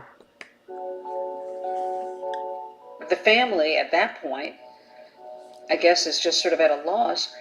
How I'm gonna save. them? They felt like the justice system had let them down. I was not expecting this. Oh. It's extremely difficult. The system today is weighed in the favor of the defense. James Sullivan seems to have gotten away with murder. Wow. But Lita's parents aren't giving up. They file a wrongful death suit in Palm Beach, Florida, and they win. We, the jury, return the following verdict. The jury deems that Jim is guilty of wrongful death. Total damages of the estate of Lita McClinton Sullivan, $4 million. But Sullivan is able to hide his assets and not pay any of the civil judgment. Jim Sullivan appealed their civil judgment, and he won by having the Florida court say that they had filed it after the Florida statute of limitations. Once again, Jim has wiggled out of any responsibility, and the family is left dumbfounded. Until a call is received out of the blue. A young woman comes forward. It proved to be the break in the case that everyone was looking for. The family spent so much money. Yo. 11 years have gone by since Lita Sullivan was gunned down on her doorstep. 11. When a tip comes in from a town 700 miles away. A call is received out of the blue, and the individual calling is an attorney in Beaumont, Texas. He has a receptionist whose name is Belinda Trahan, who has told him a very unusual story about her boyfriend, Tony Harwood. Belinda and Tony lived together in Albemarle, North Carolina, and he was a long-distance truck driver for North American Van Lines. He basically drove a moving truck. Belinda tells her boss about a time that Tony came home from a long-haul trucking trip and said that a rich white man in Florida offered to pay him to, quote, take care of his black wife in Georgia. At the time, Belinda didn't believe it. She thought he must be cheating on her. Belinda thought that it was Tony just trying to get out of town and go down to Atlanta to the strip bars. Until he took her to meet this rich white guy in a diner somewhere, and he got a wad full of money. She says he sits down briefly in their booth and gives Tony Harwood the balance owed for the hit on the man's wife. Belinda Trahan tells her boss that soon after this bizarre trip, she broke up with Tony Harwood and moved to Texas. But now, 11 years later, she says that he mysteriously reached out to her again, asking her to meet him at a nearby truck stop. She's afraid that he may commit harm to her. And it's this new tip from Belinda Trahan that sends Georgia authorities to the Lone Star State, turning up the heat on an otherwise cold case. Georgia Bureau of Investigator Agent John Lang takes a detective from the Atlanta Police Department and goes down to Texas to talk to Belinda. She was with Tony when they met this mysterious man at this diner that they were meeting at, who wanted to show her a lineup of pictures in hopes that she could pick Sullivan out of it. And she takes her pink fingernail and taps right on Jim Sullivan's face and says, Yo! Yo! Yo! Oh my God. You know, it's close to City Kyala Aliboli. Like, a case does not get rotten, if I may be direct. Like, 11 years later. So, connect the dot. Let's go back and connect the dot. Oh, the girl that actually reached out to law enforcement is a girlfriend or ex-girlfriend of one of maybe the hitmen that were hired. Do you understand? Because they say here they lived in North Carolina. North Carolina is another province. So there's 3 provinces here. There is Georgia, where Ugel is from, where, you know, met the ex-husband, where they got married and all of that. Then husband moved her to where? To Florida. So after they got separated, she moved back to Georgia, where they had originally met, where she's from, and then left the husband living where? In Florida. Florida is where they have the beach and all of that. That's where the husband still stays with who? With Suki, the new wife that divorced him. And then there's North Carolina. North Carolina is where the killers stay. You understand? North Carolina is where the killers stay, because remember, that old detective that had to retire is the one that was actually denied to go into North Carolina to go and track down the name and investigate or at least interrogate one of the people's name that matches the car rental, because there was a lot of them. Now, when this girl says that, oh, there's a guy I was dating that we lived in North Carolina, and then one time he was a truck driver. So a truck driver is someone that was probably like driving throughout the provinces or the states. So which means that the boyfriend just disclosed to her, "Ukuthi, there's this white rich man that had hired me for this," and girl, like a year later or a couple of months later after they met up, and then she actually saw that white man, because at first she thought, okay, my boyfriend is just lying or maybe he's cheating, whatever the situation is, until the stupid boyfriend goes with her to go meet up the white guy, and then he collects money. So which means that girl saw who this guy is, the white man, you understand, which is like our guy that just got freed. So which means like she got to see his face, you understand. And then after that, she broke up with the guy. And I'm sure when she broke up with the guy, she was just like, you know what? I broke up with this guy and the suspicious guy and, his case and whatever. And then she moved to another province, which makes it 4 provinces in the story. So she moves to Texas at this point. So at this point, I think it's 11 years later. And people who have committed crimes, he probably still lives with this guilt, this boyfriend. So reaches out to her. You understand? I don't know, wants to see her about. But this one, she feels uncomfortable because imagine a boyfriend of yours that knows that you know that they committed a murder, and then they are reaching out to you like 11 years later, you're broken up with them. Now you probably think, oh shit, why does this guy want to see me? Because this guy knows that I know something deep about him. You understand? So instead of her just going to meet up with the guy, she actually calls the law enforcement to say, you know what? My ex of 11 years ago that once told me that he was hired to murder someone, and I actually accompanied him to go and collect money from the person that had hired him, is trying to see me, and I don't feel comfortable. So can you come along? That's what is happening, son. Ziyakhala ngoku. It's here. It moved from Georgia, it went to Florida, it's like it moved from Eastern Cape, it went to Joburg, then it moved to Mpumalanga, now it's ending up in KZN. It's like, yo. It's here, yo. This is the man. My plan of attack was to get some recordings with her and Tony. So we got her to get in touch with Tony again. She's talking to him and trying to coax information out of him, knowing John Lang is listening on her end. And Tony gives enough information that places him at the scene at the time. We had the phone calls with Tony.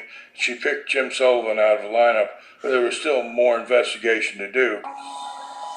We really didn't know who Tony Harwood was. John Lang knows that Tony worked at North American Van Lines. So he calls up North American Van Lines and he says, hey, you don't happen to have your records from 11 years ago? And the guy says, yeah, there's some boxes full of files up in a musty attic. You're more than welcome to go poke around. We went up into the hot attic and opened the first box that I went through. And about the third document I looked at was Jim Sullivan. His address was on it, Palm Beach, Florida. His signature was on it, and Tony Harwood's signature was on it. He finds a bill of lading showing that Tony Harwood moved furniture for Jim Sullivan 2 months before the murder. And it's the paper trail he needs. It's like the jackpot. Astounding. I don't know any other way to explain it. I mean, open this box and like the third record I look at, here it is. I mean, it's just like it was meant to be. On a Sunday morning in April of 1998, John Lang and local authorities go knock on Tony's door in Albemarle, North Carolina. Tony answers the door. And he said, I've been waiting on you boys for a long time. They take Tony to the Albemarle police station. Lang interviews Tony for 3 hours in this tiny room. But at the end of the day, Tony admits to taking money from Jim, $25,000, to take care of Lita. Dang. He also tells the detectives that he wasn't the one to pull the trigger, but that he was there the day of the murder. He went through the whole case. And throughout the interview, he incriminated himself even more. I mean, admitted that he was there. He knew what happened. So he was arrested for murder of Lita Sullivan. And we took him back to Atlanta that day. 11 years later, we found the flower man. The flower man admitted already that he was hired. Guys, imagine like someone who is gonna kill you, like they cheated on you, they mistreated you, you left them, and then they had you sign this prenup, you're not gonna get anything, and then they literally just like kill you, and they pay the killers 25,000 because they don't want to give you $1 million out of more than 5 million of their own wealth. Damn.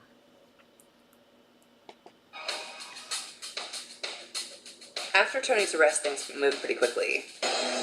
We are here today to announce the issuance of a warrant for the arrest of James V. Sullivan. They got enough to get Sullivan. And now, boom, Sullivan hears of this and blows. He takes off. We have reason to believe that he's outside the country. He's just gone. Vanished. Investigators say he could be anywhere. He is nowhere to be found. There's no rest for the wicked. Can you imagine? Like, I mean, oh my God. So, I guess he just hears through the news or something that, hey, you know what? The man that I hired 11 years ago for murder has been arrested. And then he just runs away. Yeah, Nakala, he vanishes. Oh, he's guilty, this one. After he made that speech when the case was dismissed that he's innocent. Ziyakhala ke manje.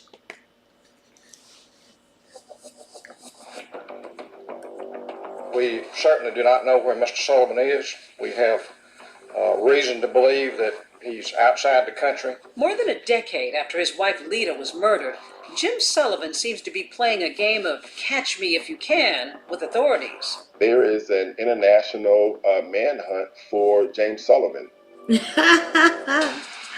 I was actually bought a home there in 1998. After an arrest warrant was issued for him, he immediately, like that night, went to Panama. If you have any information concerning James Sullivan, you should contact the nearest U.S. Embassy or consulate. We didn't know exactly where he had flown from Panama, and we didn't know exactly where he had gone. His trail goes cold. They put him on Interpol, and he was just cold. They've tapped phone lines, anybody that he might have called, and he's called no one, not even his mother. There was a few tips that came in. The tips are just dead ends. The McClintons, they're dumbfounded that this guy could, get away again. But in late 1999, with Sullivan still completely off the grid, the heartbroken Emery and Joanne McClinton do get some good news. Last week came this, a court decision reinstating a $4 million judgment against Jim Sullivan in connection with a wrongful death case brought in effect by Lita's estate. Lita's family and law enforcement officials hope that a renewed hunt for Sullivan's money will help smoke him out. Where you find Sullivan's money, you're going to find him close by. But even this goes nowhere. Wow, guys. Fast forward to 2002. There is no sign of Jim Sullivan. Wow. We tried every effort in our arsenal to try and locate him, to put him on the FBI's wanted list, but to also put him on the top 10 list, which is very unusual. You don't get on the top 10 list very easily. Then we also featured him on America's Most Wanted.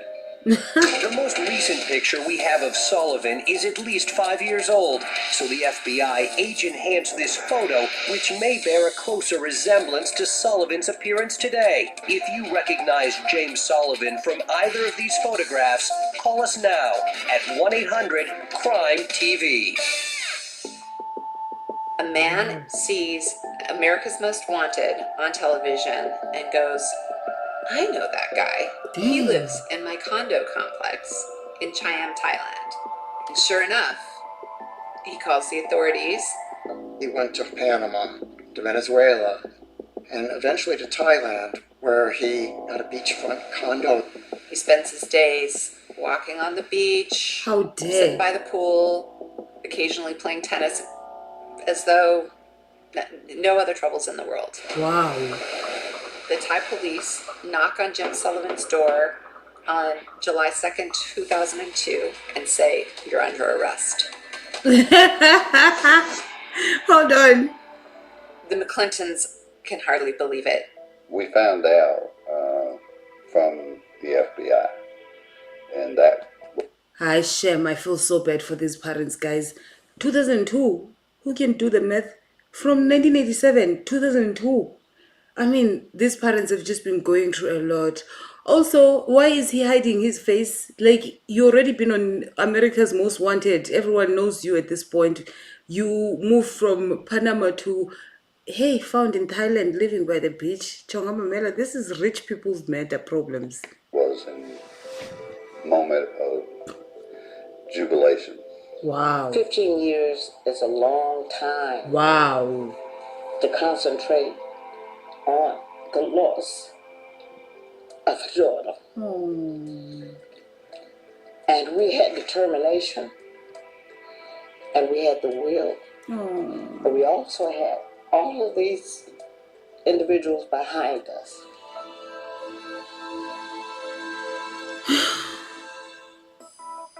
Almost as soon as Jim Sullivan is arrested for murder, Tony Harwood, who has continued to deny being the trigger man, agrees to a plea deal. Tony sees the writing on the wall. Harwood just decided that he would plead guilty, a negotiated plea for manslaughter, and that, in turn, that he would testify against Jim Sullivan.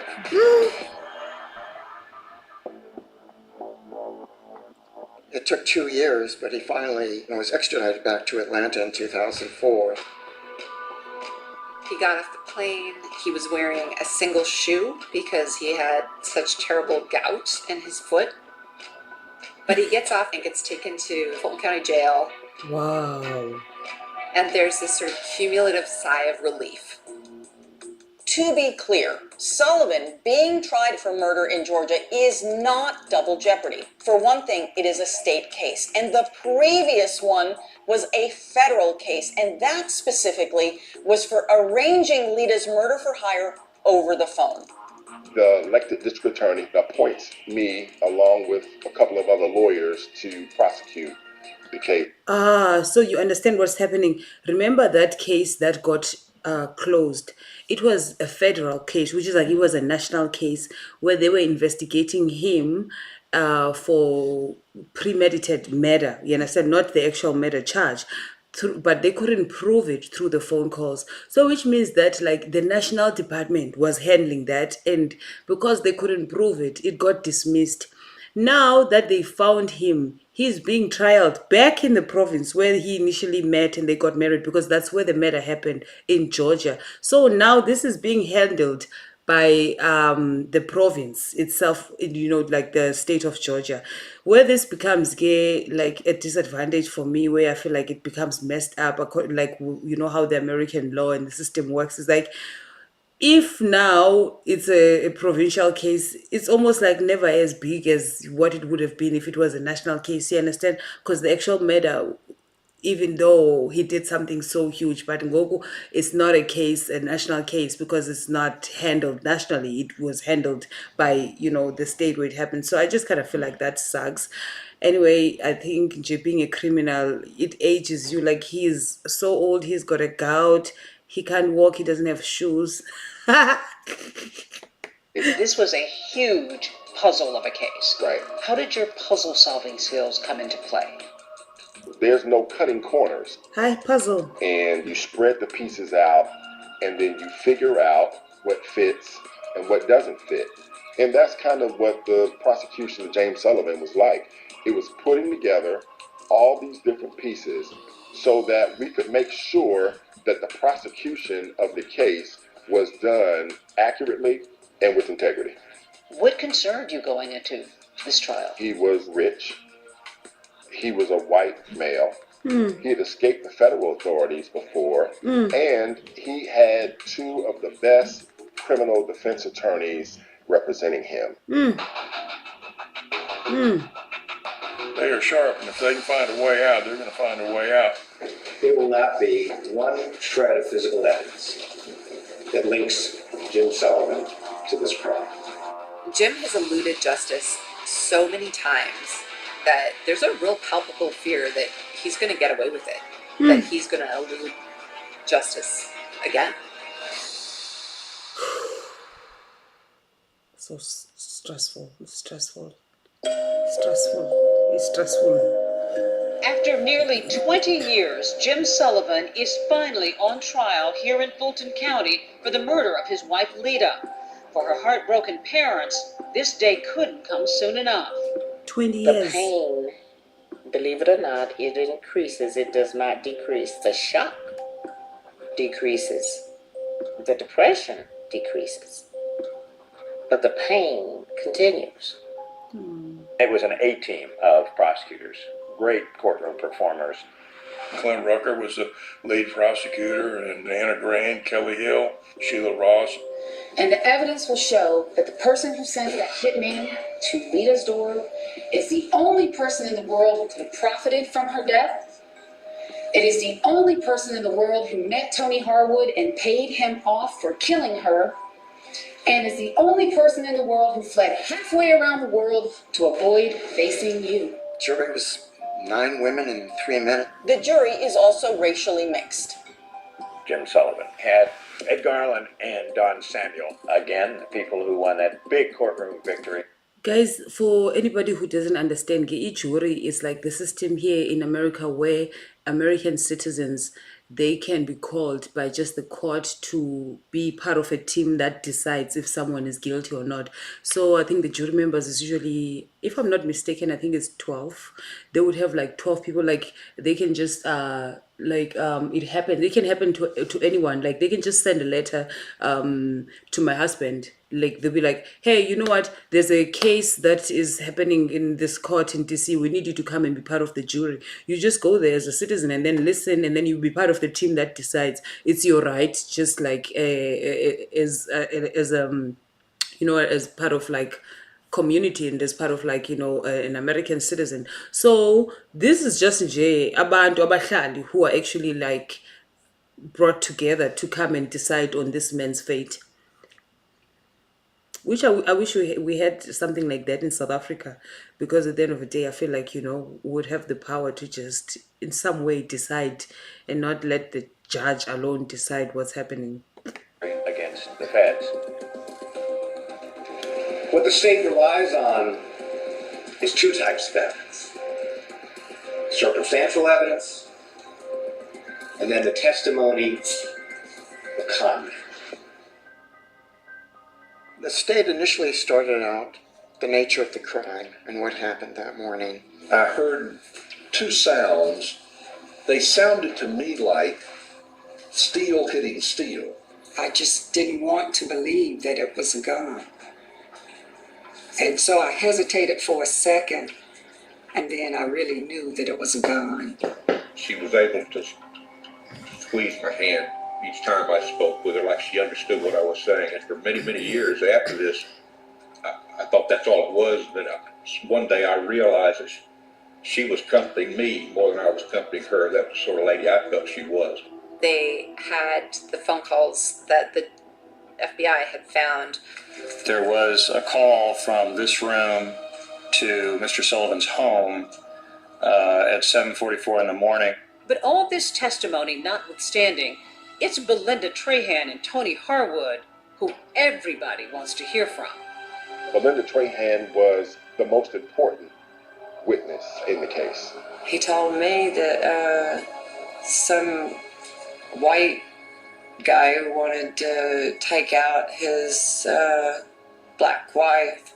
I didn't believe it. Wow. Why not? I've been with him for 3 years, over 3 years. I mean, I figured he met someone. Imagine Ujola Nkabi. The man, no, it's so evil. Like I said, like this one, why Jolan and Gabi, this one. You understand? Because you know she's just in a relationship, and then the boyfriend is like, "Hey, listen, there's a man, so of money, baby. There's a man that hired me for something." I feel like this one was the one that was called to come and just be, because at this point, guys, it's almost 20 years later. There is no murder weapon that the scene itself, the house, there was literally no evidence that was found there except for the roses, and just like the flower shop person that could identify 20 years ago, okay, you know what, there were two people that came in here to buy flowers. One came and then one went to the car. It was a white man, but that's just really like all that they had, but nothing. Yo, kushubile, kushush. Because we were on the outs. Most chilling about Belinda's testimony is that she confirms that. Why not?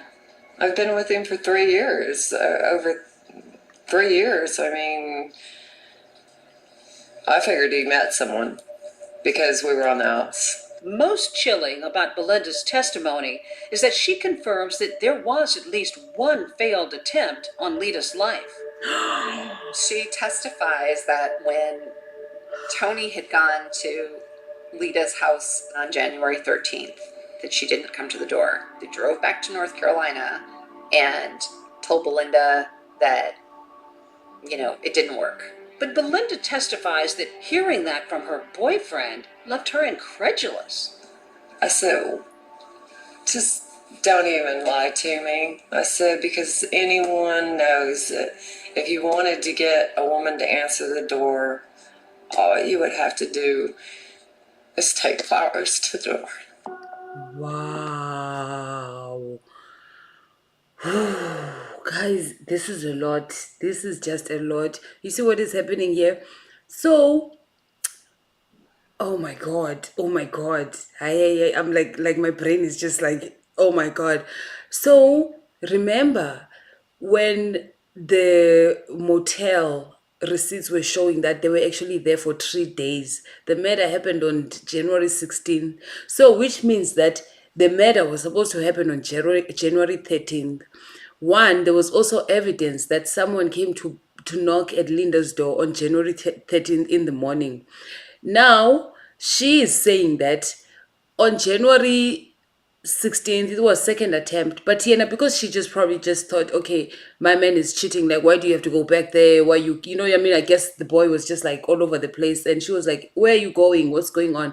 And then that's when he had to disclose, because now remember, the murder has to happen in a different province. So imagine someone driving from Eastern Cape to Joburg. That's your boyfriend, and they're like, okay, you know what, there's no business there, and then 3 days later they come back and then like, yeah, I have to go back. You're gonna start thinking, okay, what is happening in Joburg that is not work related or anything like that.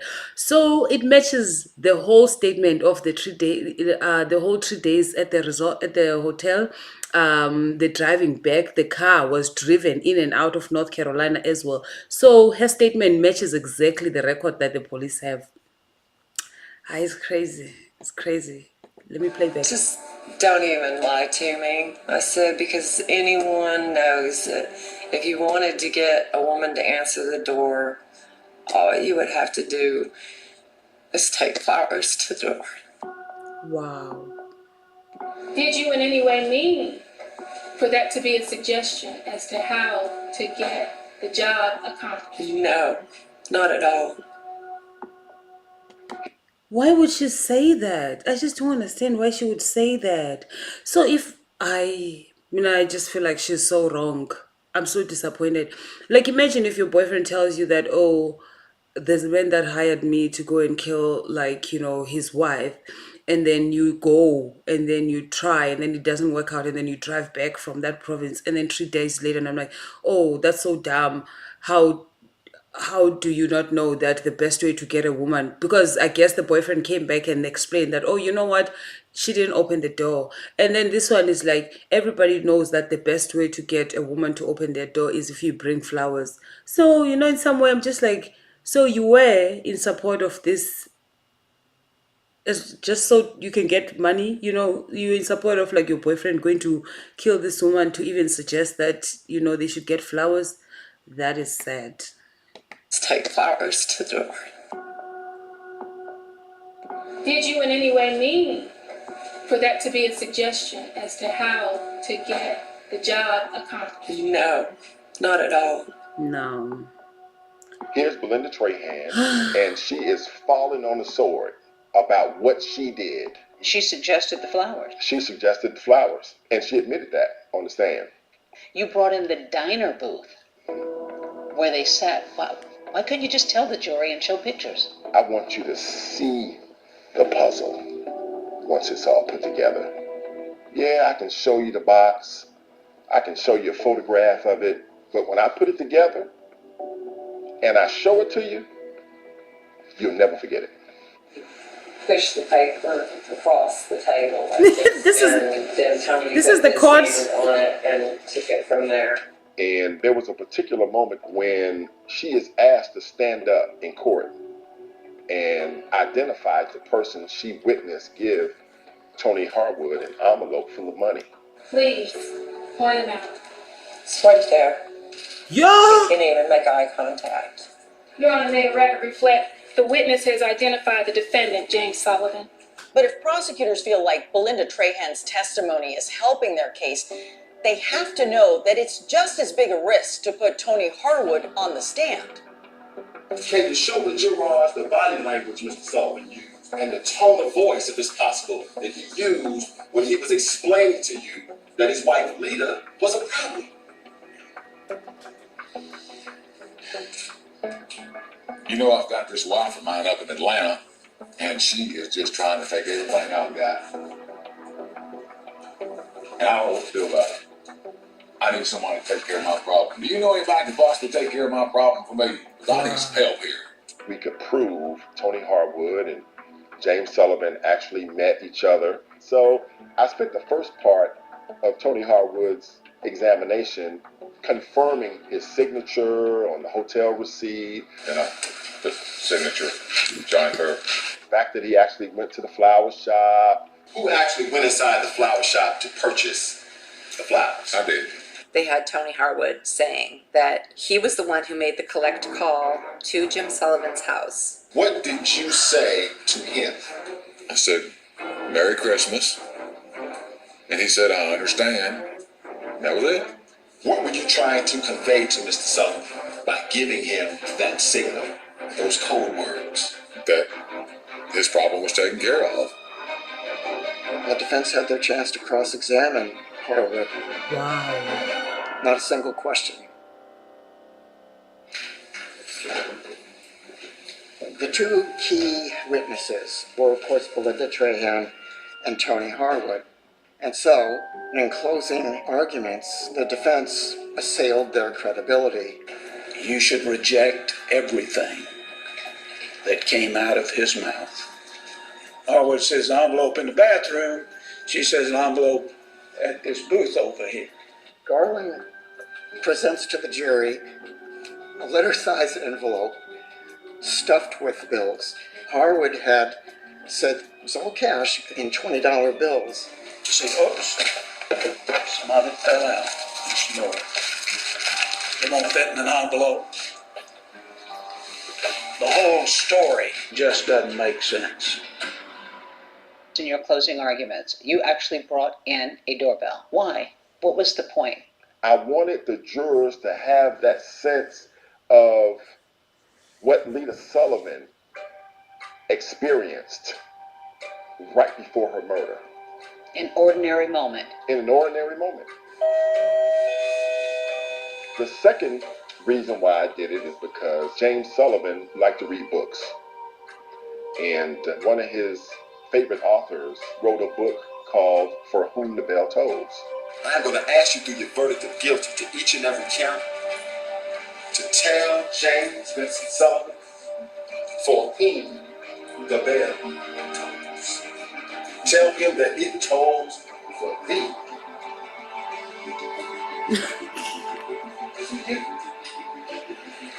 He's guilty this one. And then I rang the doorbell 3 times.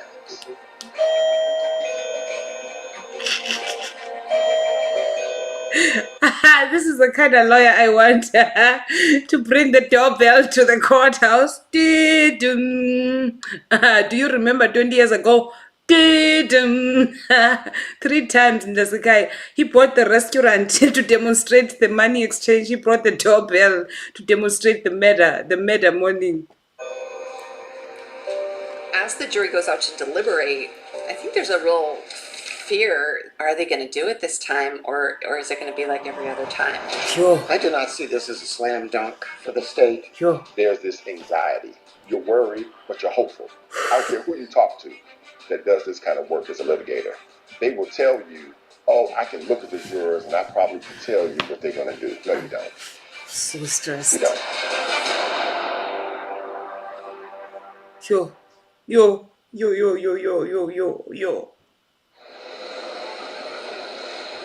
This is breaking news. We do have breaking news at this hour. The jury having reached a verdict in the trial of Jem Sullivan. The jury came back within a few hours on the same day. It was so silent, and the tension was just palpable. There's this anxiety. You don't know what it's going to be. You don't know how it's going to turn out, and you're worried, but you're hopeful. It's hard not to think of Lita's family, her parents especially. After so many fits and starts to win justice for their firstborn child, it comes down to this moment. The judge says, "Ma'am, would you publish the verdict?" And then from that moment until they get finished, nobody is breathing. Count 1, malice murder. We, the jury, find the defendant, James Vincent Sullivan, guilty. Malice murder. I got a chance to hug Emory McClinton. Yo!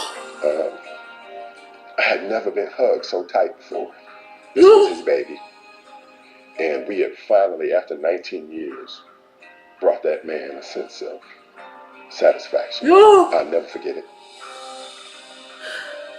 The conviction of James Sullivan was the biggest puzzle that I have solved in my career. And it is one that gave me the most satisfaction that I had ever experienced as a prosecutor.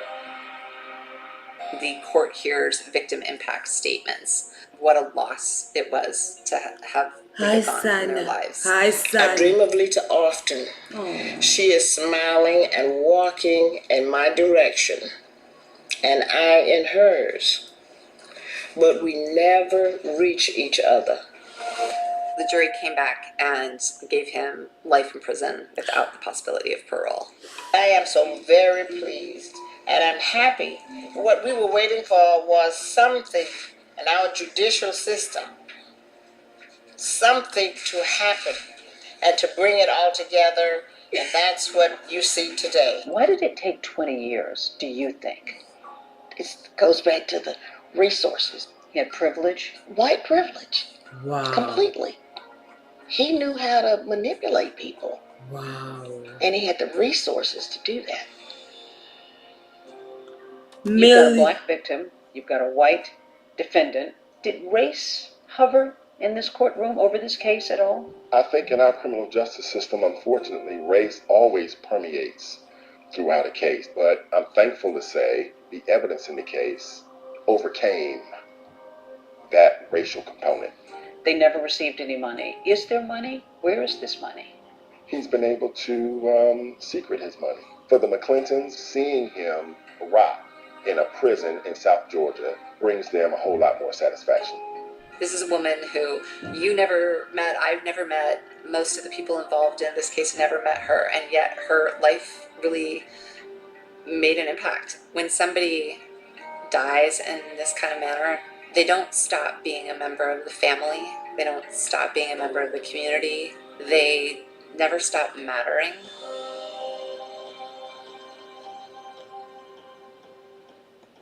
Wow. Life in prison without the possibility of what? Of a parole. 20 years later. Yo. I just don't know. I don't know.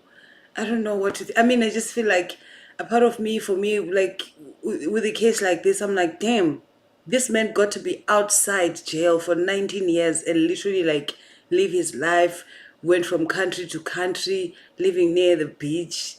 Like, you understand, he got to hide his money, but I'm also happy that he's going to jail, like, and he will die there. Basically, that's what this means. But at the same time, man, I'm like, damn, no million, 1 million, 2 million, yana. David Tony Harwood was released from prison in 2018 after serving his 20-year sentence. Jim Sullivan remains behind bars with no possibility of parole. As for the other two men who were seen at that flower shop, no one else was ever charged. That is our program for tonight. Thanks for watching. I'm David Muir. And I'm Deborah Roberts. From all of us here at 2020 and ABC News, good night. Okay, so okay, I understand what happened. So the actual flower man served 20 years in jail and then was released because remember when he actually told on the big boss, okay, he's the one who hired us. By doing that, he actually got a lesser sentence, which is 20 years. So he's done, I guess, with his sentence. I feel like they should have both gotten life because he's the one who actually committed the murder. You understand? But I'm so happy that the big boss is going to life and is going to prison for life without the possibility of like just ever coming out. So guys, that was the episode, Gesana, for today. How do you feel? Are you feeling this vibe? Did you like it? This is my Thanksgiving chill that I wanted to do with all of you and, just kind of bond differently and see how you feel about it. I will be doing more, if you're in love of true crime, just like me. I mean, I'm not a lover of true crime, or am I? I don't know. But if you like a good story, I like a good story, I like a good story, so I'm excited to just be doing like more of this. I'm hoping, next session we're gonna invite more friends and chat, and I'm hoping we're gonna share. I'm gonna leave this up on my channel so that we can share with more people. But yeah, no, it's been crazy. It's been so crazy. Anyway, I'm gonna go get ready, and today I'm going out for dinner with my husband. We're going to a friend's place, so I'm gonna go get ready for that. And thank you so much, guys, for tuning in. Thank you, Lebu. Thank you, Nosi. It's been so great to have you guys here. I appreciate it. So yeah, we'll do it next time. Let me know what your thoughts are. Leave a comment down below and just that was that was a crazy story, guys. We have to be very careful, with the type of people that we hook up with. That's all I have to say. Be careful of being with people that don't really have anything to lose, people that are not in your level. The amount of risk that they are willing to take is because they themselves really don't value life. A man that just got, his little wealth because of luck, from benefiting, from that late uncle, is not a man that was educated, not a man that was in her caliber, not a man that was nowhere close to just like the upbringing that, she had. She was young, of course. I'm not really going to blame her. She was 24 or something when she fell in love with him. But, she really just like, she operated on emotions, like with the whole entire relationship, and the way that this man mishandled her, it just shows that to begin with it was not somebody in your caliber. You understand? So I always say this to people: look at how he even cheated on her with just some random person that, a socialite that he met after like isolating her from her family and moving to another state. It was so easy for her to just hire people to murder her. Like, there's absolutely no respect, regard for the marriage or value for the life. It's because there's no regard or respect or same value for his own life. So I think, what I learned from stories like this is that, be very careful of linking up with people that have nothing to lose. You understand? Some people, they make any decision because they have nothing to lose. So sometimes it may be seen as society as pride or arrogance if you have certain standards, certain class or whatever. But it's just because, sometimes when you've worked so hard to build yourself and your character and who you are, there's just certain people that you shouldn't be associating yourself with. I feel like she was definitely overall just bad boys type of girl. I mean, like, just like the type of man that, she was with. It put a strain, like, overall in her whole family for 20 years, even after she was gone. Her parents spent so much money, lost cases, just chasing criminals. All because of the man that she fell in love with. So, guys, have to be very careful, very, very careful. Look for people that are scared of says hopefully he's still behind bars. No, he is behind bars till forever. So, guys, be careful of people that you see. These ones, they don't really have any sort of vision for themselves. They won't have a vision for you if they don't have a vision for themselves. So those are the people that you don't want near you. With that being said, we're so happy for her family finally getting justice after 20 years. It was starting to give sense of Meyiwa, and I was just so scared that, what if one of her parents passes away without even getting the justice? I think that alone was just making me super anxious. So I'm happy that both her parents lived to see the day that the white Mgulukudu, who did not even belong to their family, was finally, like, sent to jail forever. They went to go fetch him in Thailand with his gout. He couldn't walk. He thought he had escaped for good, but no, he did not, because he was, had white privilege and he was used to, like, manipulating the system. It's crazy how far just the investigation and the US government would go to try and, like, prove a matter. For me, I'm, like, especially happy because this is a black woman, that had to kind of, like, be protected here. So I'm so happy that there was justice served for her. I'm happy that they did all of this to making sure that, they really put this case to rest. And I'm so happy that this one went to jail for life. I wish the killer wouldn't have gotten 20 years and out. But, if they had if they did not, like, have him just testify against, the big boss, I feel like we were going to lose the big boss and put him to life. So we needed that. So it's fine. Karma's still gonna catch him.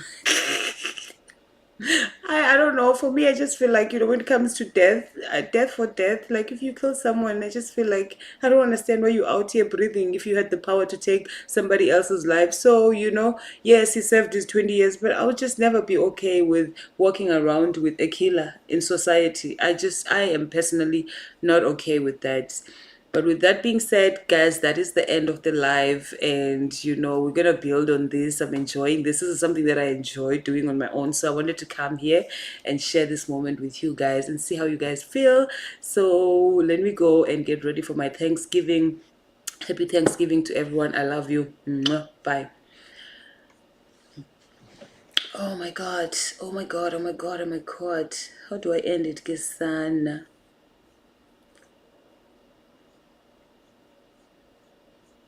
What a crazy situation. Close that one first, I guess. And then...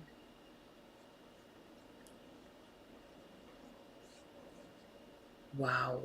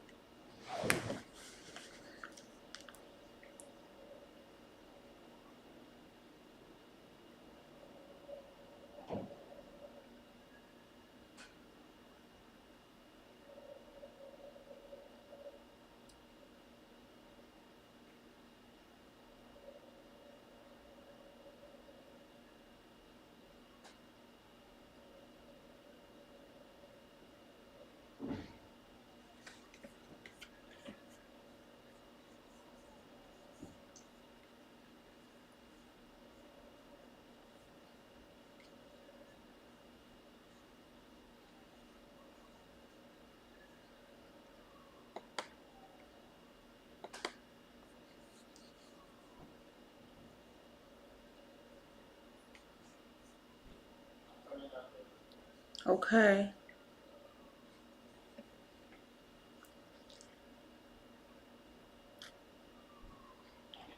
pray and sleep. Interesting story ever.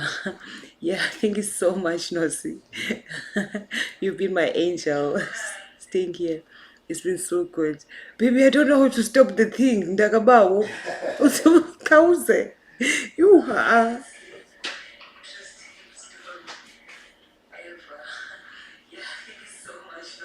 You wanna end the stream, baby? Yeah, kaloku phelile movie. Can you stop the playback, babe?